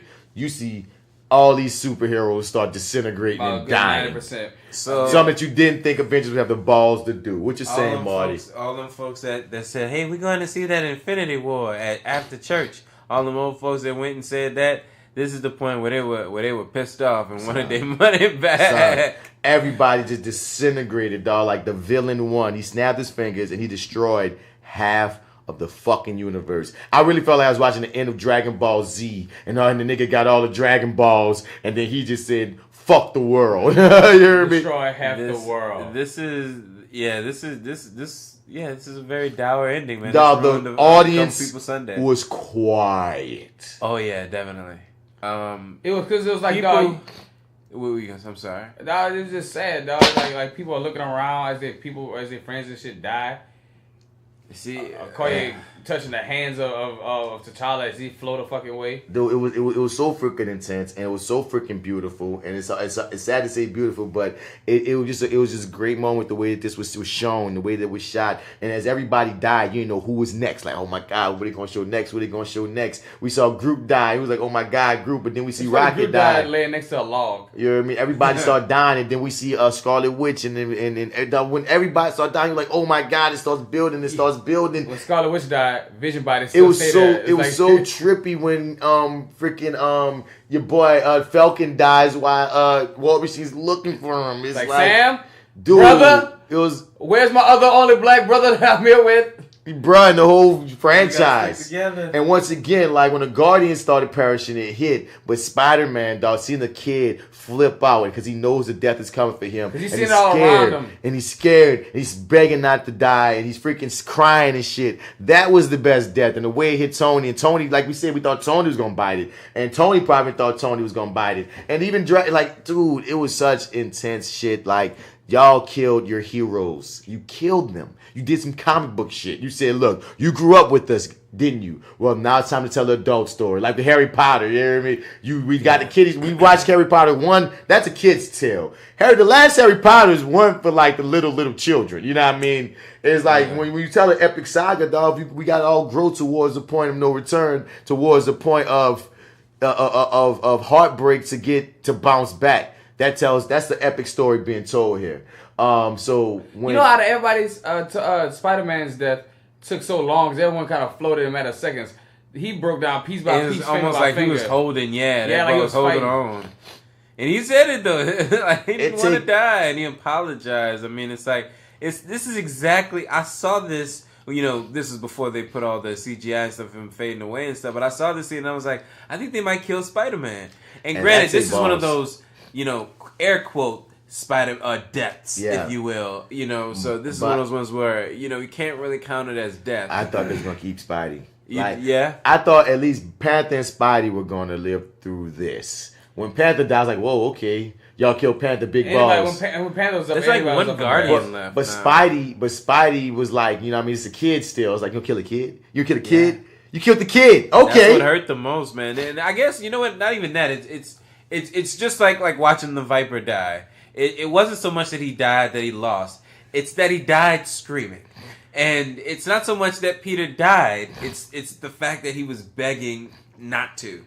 And it happened anyway, and it was inevitable. And because everyone else was so and he was a kid. Everyone else was so quick. Yeah. Like, everyone just Drax was kind of long. Drax had words. Drax was like, had Peter, words too. Peter, what's going on? Like, certain ones, like even like certain people die faster than others. Yeah. Definitely so. Because Rocket didn't die instantly. He got to watch Groot. Rocket didn't die. Rocket didn't die? Rocket didn't die. Groot died. Good. It's funny because one Guardian left. There's only one Guardian left. Out of all the Guardians, they didn't keep Star-Lord, who I thought they was going to keep. Who? Star-Lord. I call it Star-Lord. That's a Sky-Lord, okay.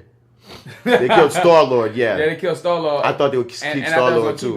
Yeah, me too. But they kept Rocket. They kept Rocket. Rocket. So it was like, all right, what kind of part we play? We love Rocket. I love Rocket. Rocket got to do some. Me too. I feel like Rocket's about to do some stealing that's going to make a big play. In I also think part of his arc is...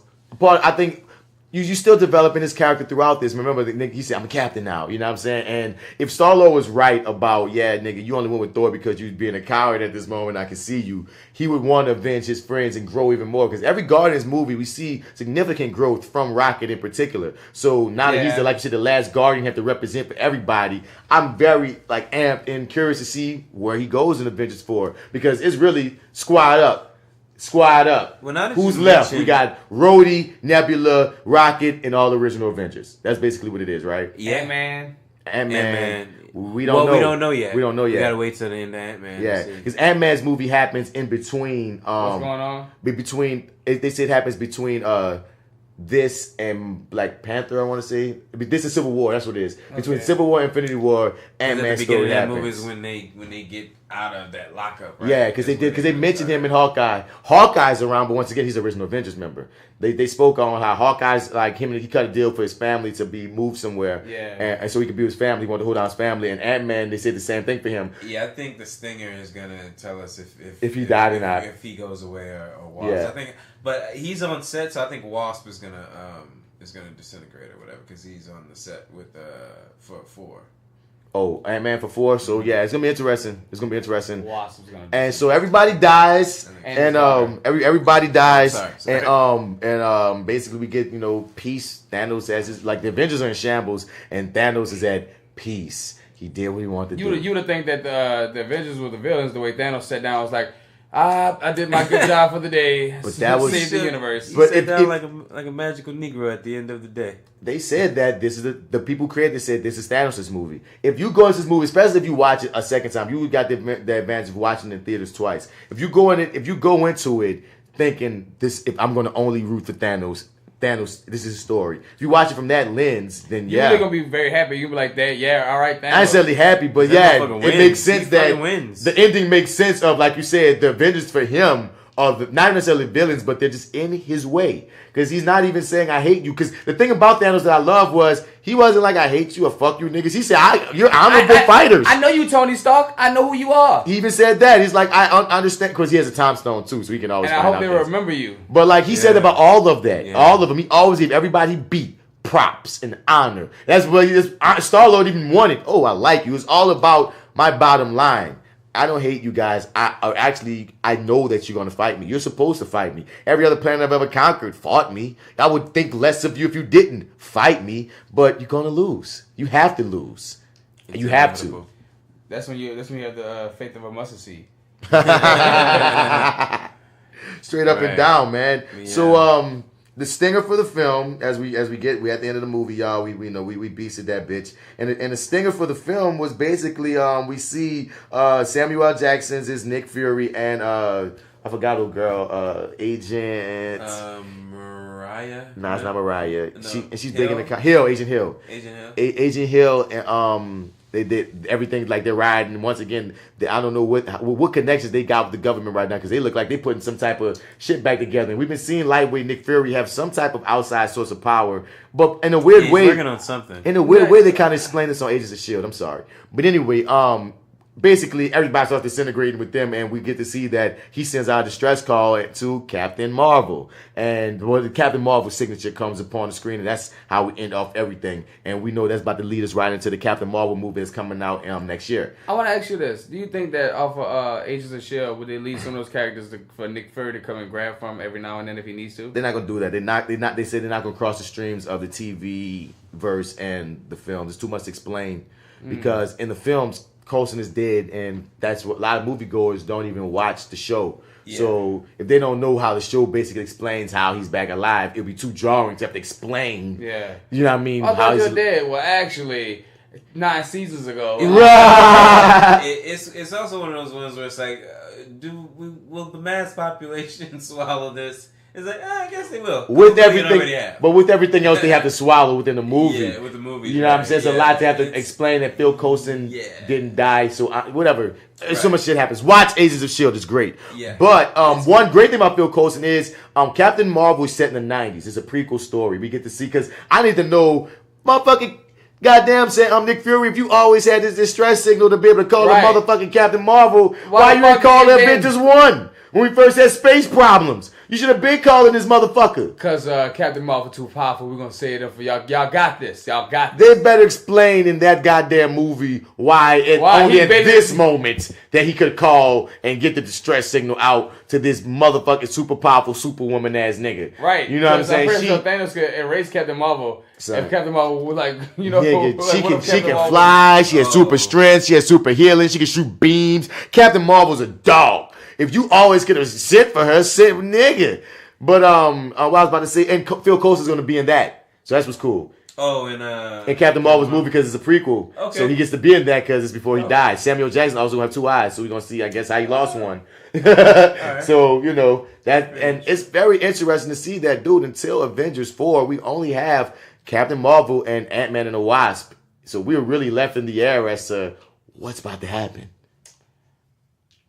Man, I honestly, dog, I'm lost, and I just can't wait to see what's gonna happen. That's where I'm at with it. It was a great cliffhanger. It was a great cliffhanger. Great cliffhanger, dog. Definitely.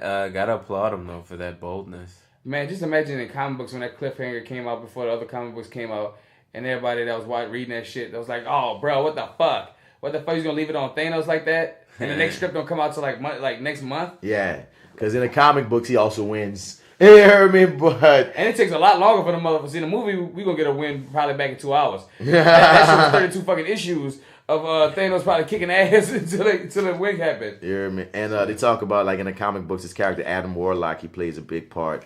But his character is, like, a lot of people are like, Adam Warlock's gonna come at him. I don't see it because the Guardians of the Galaxy, that was their teaser on Guardians of the Galaxy 2. That was the teaser for him after the post-credits. And he's, amazing, crazy-ass character. But the thing is, the director of Guardians of the Galaxy said we're saving him for our film. So I feel like that role that Adam Warlock played in taking down Thanos in the comic books is going to be Captain Marvel's role. They're going to let, the woman, handle up. Because, you need...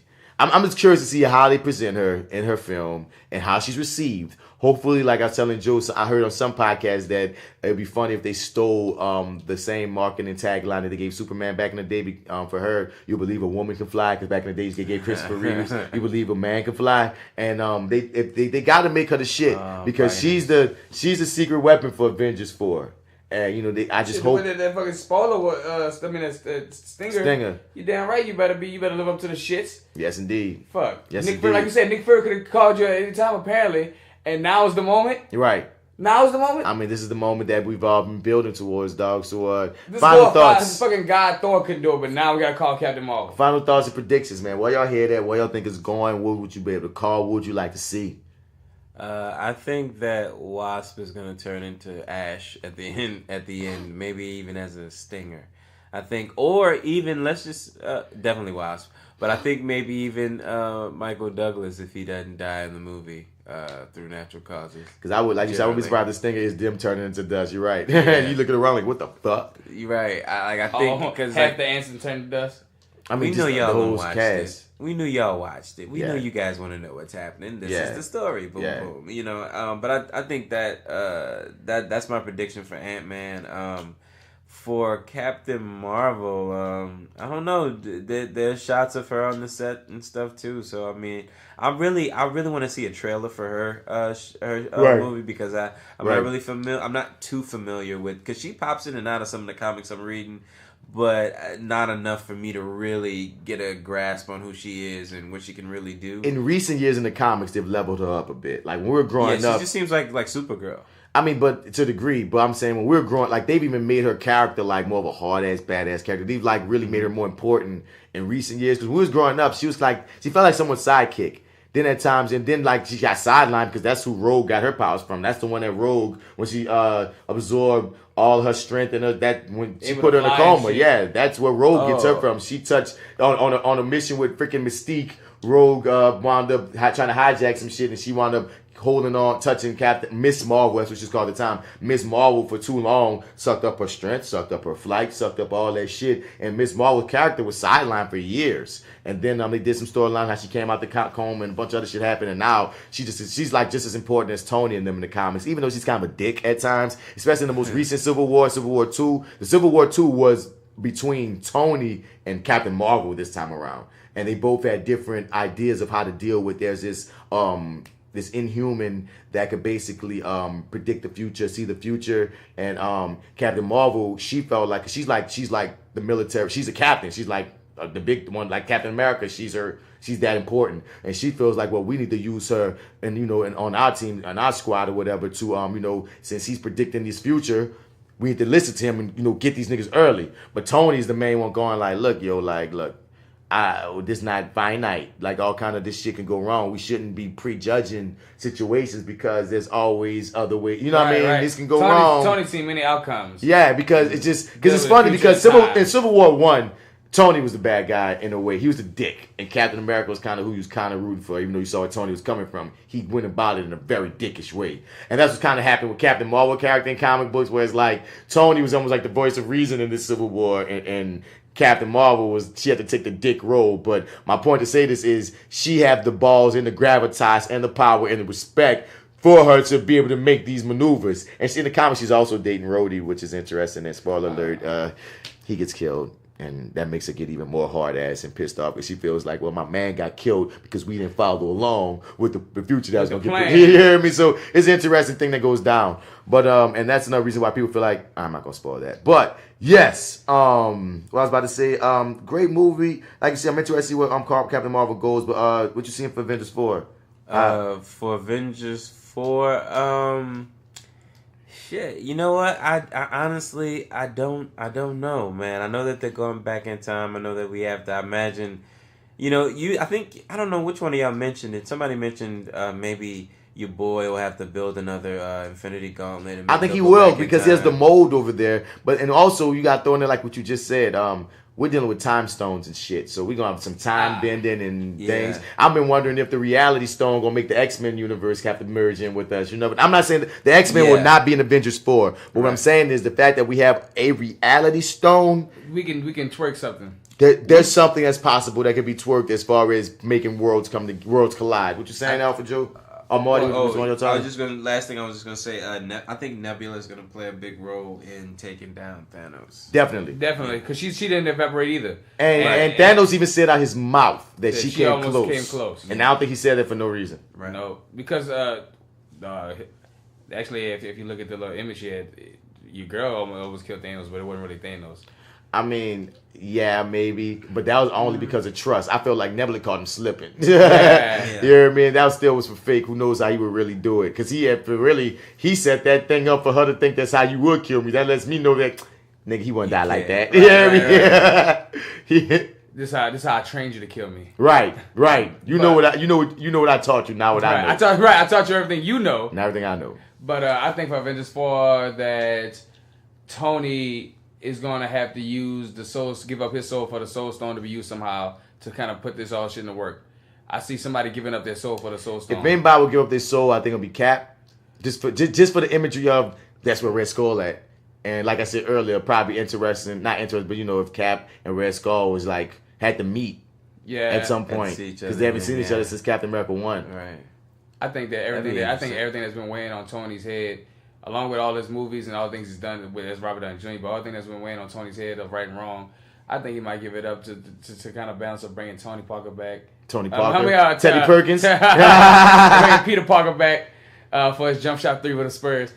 I really think that but also even if it's not Tony, I think someone's gonna have to like give up their soul for the soul stone, and that's gonna put a piece to where it's gonna work somewhere. Because if one of the three gotta die, I think it's gonna go out with one of the stones having to be used. Well, here go the thing too though, like none of them have anything that they would give up that they love. That's the other side of that soul stone shit. Oh yeah. Tony ain't gonna give up Pepper. Yeah, I was about to say that's the only thing that like right now, unless there's some other way to explain how a soul stone could work, but that big deal about would Scarlet give up what's his face? Bruce? Yeah. I don't think they love him no more. I don't think it's to that level. I mean, like it was really like it got to be something that's fresh, that's poignant, that's palpable. And I don't know, like once again, I would love to see somehow the way Steve and Red Skull see each other. I think you're absolutely right that the Soul Stone will play a part. I just don't know how they're gonna work it. I just don't know. Yeah. Because the thing is, how they gonna get these stones anyway? I mean, he used them. What happens to him now? Like, you gotta go refine them. Is it like the Dragon Balls? Like here? Well, the thing is, he's gonna keep them. He has the glove, so I think he stays with the glove. They got burnt. Yeah, but the glove still's good, I think. I thought that bit looked like it was a use. The glove looks like it's gone by. Yeah, he used that bitch. Good. The stones are probably still good, but the gloves probably there's probably a one-time use when you put them that stone was burnt, right? Like when he stabbed that finger, that glove was fried. So they got to, like I said, I think that's why they showed the mold of they're gonna get a new glove made. Yeah. And that's what it's gonna be about then. After that, like gets this glove. And how long do we do that? Do the other heroes come back to help fight Thanos, or do the main small squad we have somehow defeat Thanos, and then the other people just come back? I think the other people's gonna come back. So they're not gonna be part of the fight to jump Thanos. Nope. Nah. You don't see it? I don't know. I don't know. I see it could go either way. I don't know, honestly. I don't have a way to go about it. I'm just excited. And y'all, it's not coming out until next year. I'm glad it didn't make a couple of years. I'm glad it's 1 year difference. Yeah, I'm glad 1 year. I can take 1 year because you're going to give us 2 or 3 movies in between that's going to hold us off. Well, only 2. We only get 2. Usually it gives maybe 3. We only get 2 in between. Well, we got 2 and we still got this one to ride on. And you also got the Black Panther DVD. Which is still in theaters while the DVD is about to be released. It's still in theaters right now in some places. Oh, okay. I heard that. I thought that was. No, son. Like I was listening to a podcast, like in bigger markets, like in California, New York, and shit. It's still in theaters. You can see it or Infinity War. Wow. Straight up. That's when you do that double ditch day. Yeah. I'm gonna go pay for 1 movie and I'm gonna go see 5. hey, get it in, dog. But yeah, man. I don't think I got nothing more to say, man. It was an incredible movie. I loved it. I mean, it had its flaws, but I didn't give a fuck about them. If you're a fan, if you didn't like this movie, then you're not a fan. You heard me? Because this was for the fans. This was for us. I don't know too many movies that are 100% perfect. I don't think I know any Ain't movie. gonna happen. Ain't gonna happen. Law Abiding Citizen.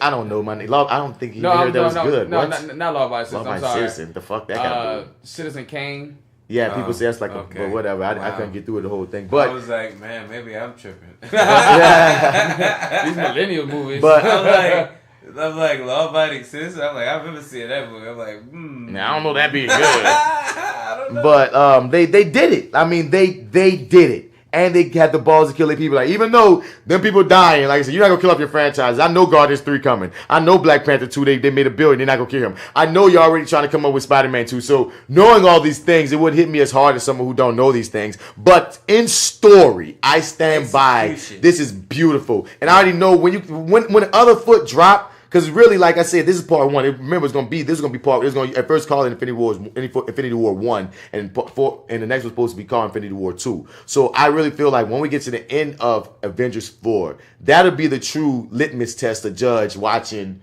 Iron Man to Avengers 4. Like, that's the sitting. Because if I'm going to watch Iron Man to Avengers 3, I'm like, no, I'm traumatized. I need more. But if I watch Iron Man to Avengers 4, that is one complete story to me. That is. That's one complete cycle. That's one complete 10-year cycle. That's going to make it 11 at that point.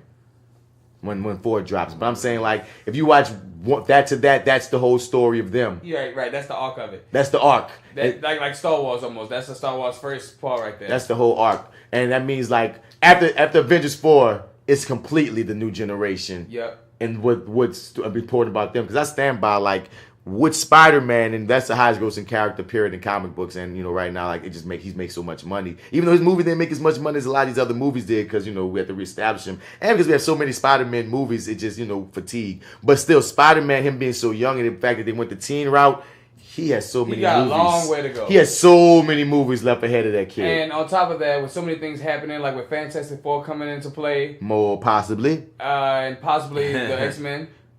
Even a harder possibly. Yeah. God stand by. It's easier to get Fantastic Four into this world than it is to get the X-Men, and that's a whole nother podcast. But if you start with a whole new genre, if you going, you know, if you finish off at Thanos right now and start somewhere new and into something new, only way you could bring the X-Men in is if you do something with the Reality Stone and set a whole new dimension. Because the thing is, this one big thing about X-Men is. It's all about that they've been here since forever. They're like another race that was discriminated against. Magneto's whole story is fucked. Yeah. If X-Men, if mutants haven't been getting discriminated against like black people and gays for decades, it don't have the pathos and the dimensions of deepness and layers that you need for the X-Men to even make sense. You know what I mean? So that's why, unless y'all change reality, it's hard to bring X-Men in. But Fantastic Four, just like he just did this weird ass distress call to Captain Marvel. There's no reason why Fantastic Four, we disappeared 20 years ago, now we're back. Oh, you know what I mean? You can bring them in easier. You know what I mean? Because they weren't just discriminated against race. They're just some 4 scientists that disappeared at some point. Like, you know what I mean? A whole race of people that's all in New York at that. They everywhere. The mutants are everywhere. You mean to tell me y'all ain't never speak on the mutant or there was no riot? Which y'all see Thanos, but y'all ain't never seen a mutant. I mean, the fact that they're a race. I mean, like, they are discriminated against. Like, you mean to tell me, nah? Because that's a funny thing in comics when we've got X-Men versus Avengers. Scott even tell Cap, y'all never stood up for us. We don't fuck with y'all like that. Y'all don't fuck with us like that. Like, we'll help y'all here and there, but don't act like we ain't been clocking y'all. You hear me? We help y'all for world events because we care about the world. But we clocking y'all. Yeah, we X-Men. Y'all be holding down mutants. No, like, y'all don't fuck with y'all don't fuck with mutants, bruh. And we got mutants part of y'all team. Beast, Wolverine, all these niggas been Avengers. But nigga, like, Scott, like, but when have y'all really helped us as mutants? Fuck you, Captain America. Like, Scott, get Scott right, please, in future X-Men movies. But anyway, as we wrap this up, y'all, man, yeah. Great time, great fun. I'm going to see it again. I'm going to see it about 3 times. How many Infinity Stones would you give it? All of them. I was 6 of them? 6. They get 6. They get all of them. Shoot, I said it earlier. I give it a kidney stone. I give it 8 stones. Shit. Marty got high during this, and now his energy switched with ours. Should've got that nap. That's so funny. Yeah, it hit him. Yeah, you got that sucker in you. You got that. I gave you that sucker, bitch. You give it a kidney stone. I give it an Angie stone. What stone you give it, Martin? I said all 6, but he talking about how many stones. How many stones? I said all 6. The Angie stone, the Flint stone. How many, bitch? The tombstone. Okay. So out of 6 stones, he's saying all of them. He said every stone in existence. He didn't even say all 6. He said every stone in existence. Every stone. Stonewall Jackson. Oh man. Because once again, movies like this are why fans go see movies like this. Like, you know. Yeah. And they gave us everything that we could want, everything that we could ask for. Andy left us more and more at the same time. They did something that no one thought they could be done. Everybody was just trying to chase down their freaking blueprint. Their formula. And they came and cracked Marvel's code because Marvel holding it down too hard. Cool. They had a lot to live up to. And this is a huge buildup. Like, I don't remember, like, when the first trailer dropped, there was a lot of anticipation. You know, it's like, you know, and then if we remember correctly, I don't know how you guys were on Age of Ultron, but I didn't love Age of Ultron. I barely liked it. I have a lot more appreciation for it going back and rewatching it. But that's where I was with it because I didn't really remember because it was so high. It was impossible to live up to the hype because Avengers 1 was like.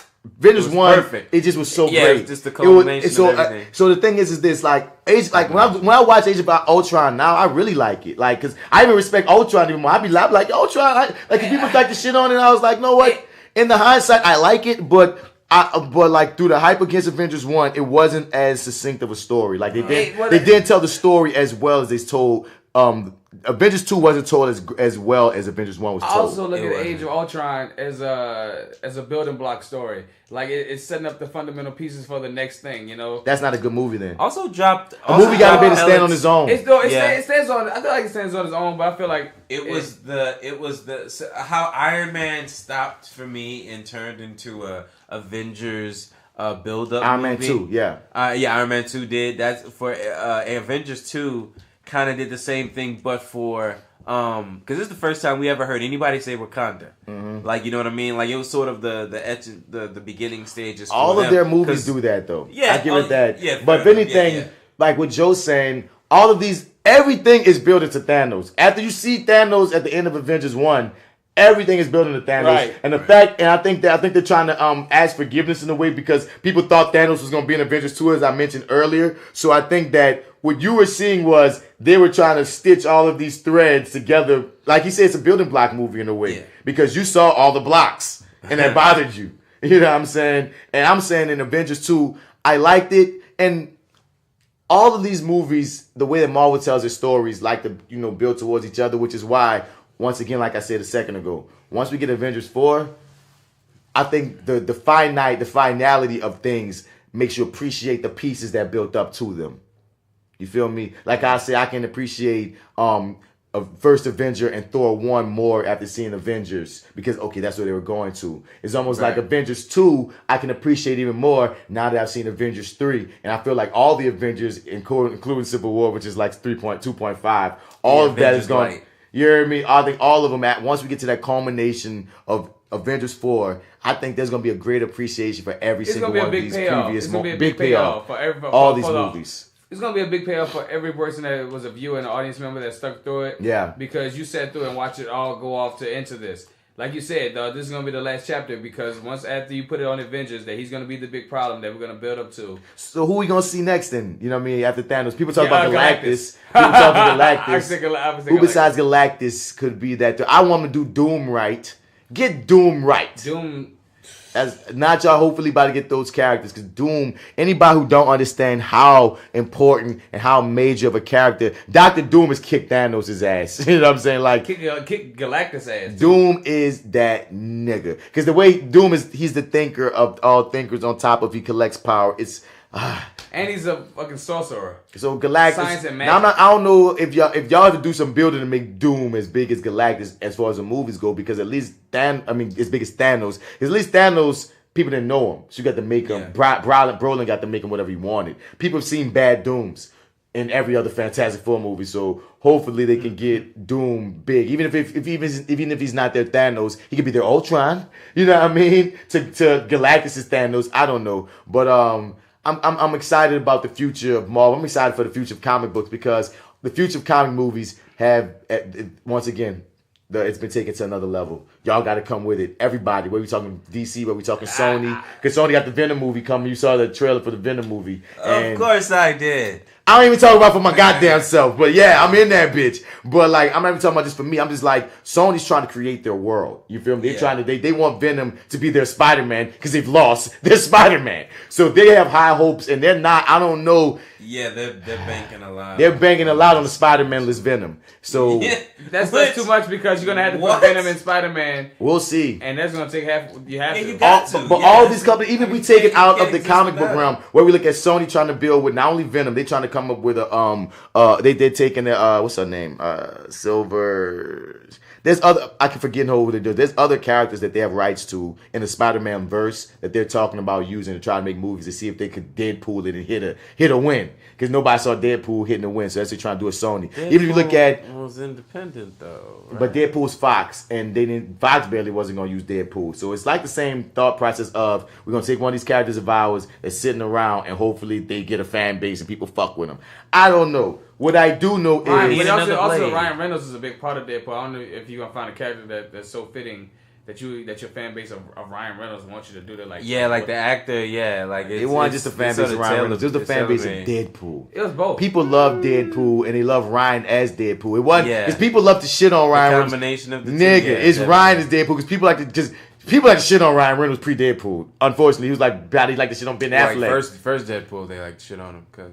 I mean, but before he played people liked Ryan Reynolds. People started because Ryan Reynolds he had his little wave, and then people started hating on him for whatever reason, on his acting or whatever. And then he was in that Blade movie with the quips, and it was like, wait, he could be a good Deadpool. Then he was in that poo-ass Wolverine movie, and it was great as Deadpool. Well, no, he was in that poo-ass Blade movie. That's what I just said. I said he was in Blade, and they saw he could be quippy, and then they put him...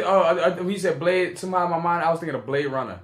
What? I don't know why. What? I just said fucking Blade, and you said fucking Blade. It's the same fucking thing. No. And then right after that movie, they saw he could be quippy. He was in that horrible Wolverine movie, but he was great as Deadpool in it. And that's when it was like, damn, we want him to be our Deadpool, even though fuck that movie and what you did to him. You hear me? So that there's so many things at stake, but it's all to say that you other companies making comic book movies, you gotta really step it up. Game up, yeah.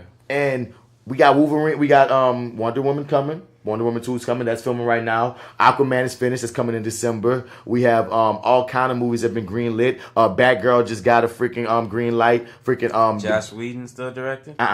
He has problems though. It's not. They got a woman to do that. They got some woman to do that. They also got a woman taking over Birds of Prey as well as the next. You say he has problems. Has he been accused? No, huh? Yeah. Not of assault. Oh no, his wife put him out there as being a fake feminist, as like really like being on some bullshit. You can look this up, Google. Oh, I got some other shit going on. Yeah. Okay. He's one of those cats that got kind of aired out as to being like, no, he ain't the type of nigga. I really don't love you bitches. Yeah, that you should be. I didn't give you a pen. Yeah, so that's a whole other story. But anyway, once again, y'all, amazing film. We just went in on it. This is that actor guy, Marty Bats Bradford. You can find me on all your social media platforms at Mr. Bats. Spelling Mr. Out, you ain't gonna find me. And also, send us all your mail, all your commentary. Follow us on FlyWithBats@gmail.com, iTunes, Spotify, everywhere you get your podcast from. Hit us up, man, because we got more things we're going to be reviewing. We got the main cast that come through every couple of weeks. We got all kind of things stirring up, and I want y'all to be part of it. Man, let them know who y'all is and where they can find y'all shit, man. I'm losing my voice out here. This is Marty, your favorite host, Marty Edwards 504 on Instagram, Twitter, and Snapchat. Also, got to give a shout out to Naja. She sent me an email saying basically she had a 420 story. And also, she wanted to say thank you for the 420 episode. I figured she'd probably catch us here, but I'm also going to give you a shout out on the next show. Cool. So please listen. Please, go check out that Your30 podcast at lowrainpictures.com. You want to click on the Your30 tab where your good host Marty here co-hosts a show with the African Observer called Your30 with Marty and the African Observer.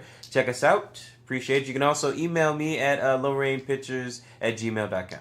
Passe wine. It's your boy AlphaJoe. Fresh out of the gumbo, deep in the road.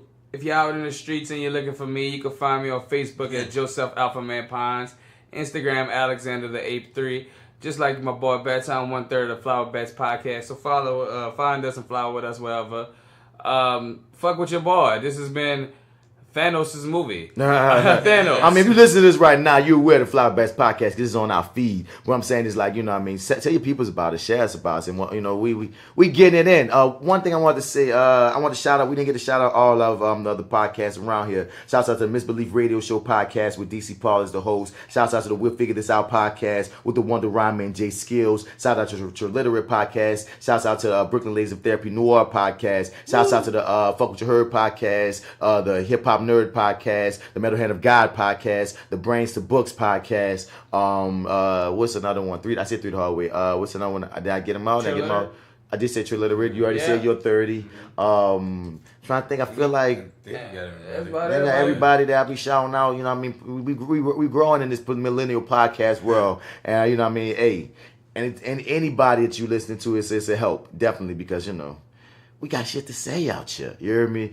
But that's it. That'll do us for reviewing that Infinity War. It was fun. We're going to see it again. We advise you to go see it again. Yes. And shit, I can't wait. Try not to cry. Try not to cry. Try to love it.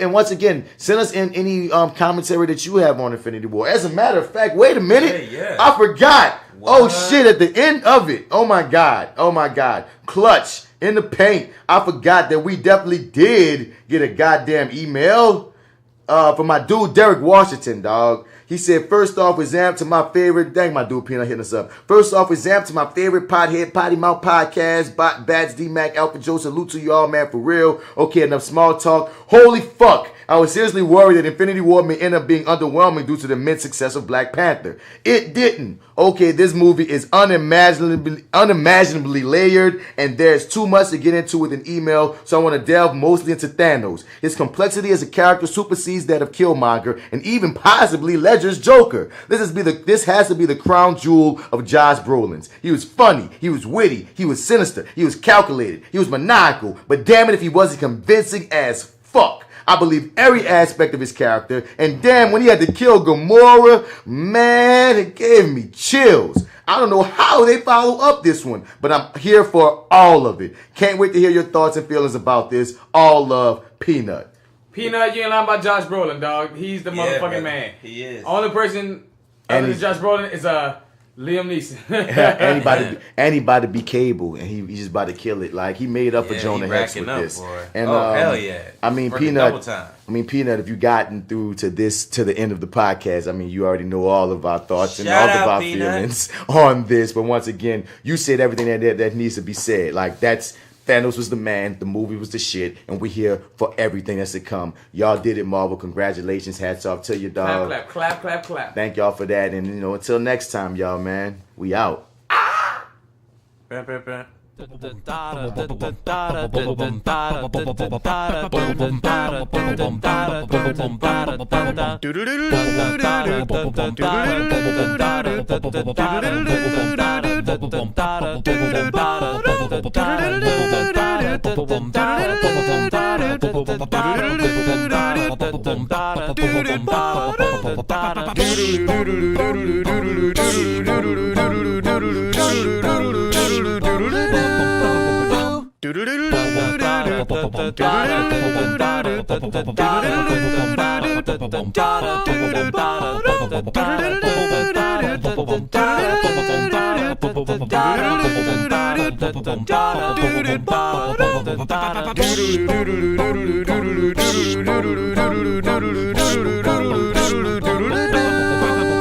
Do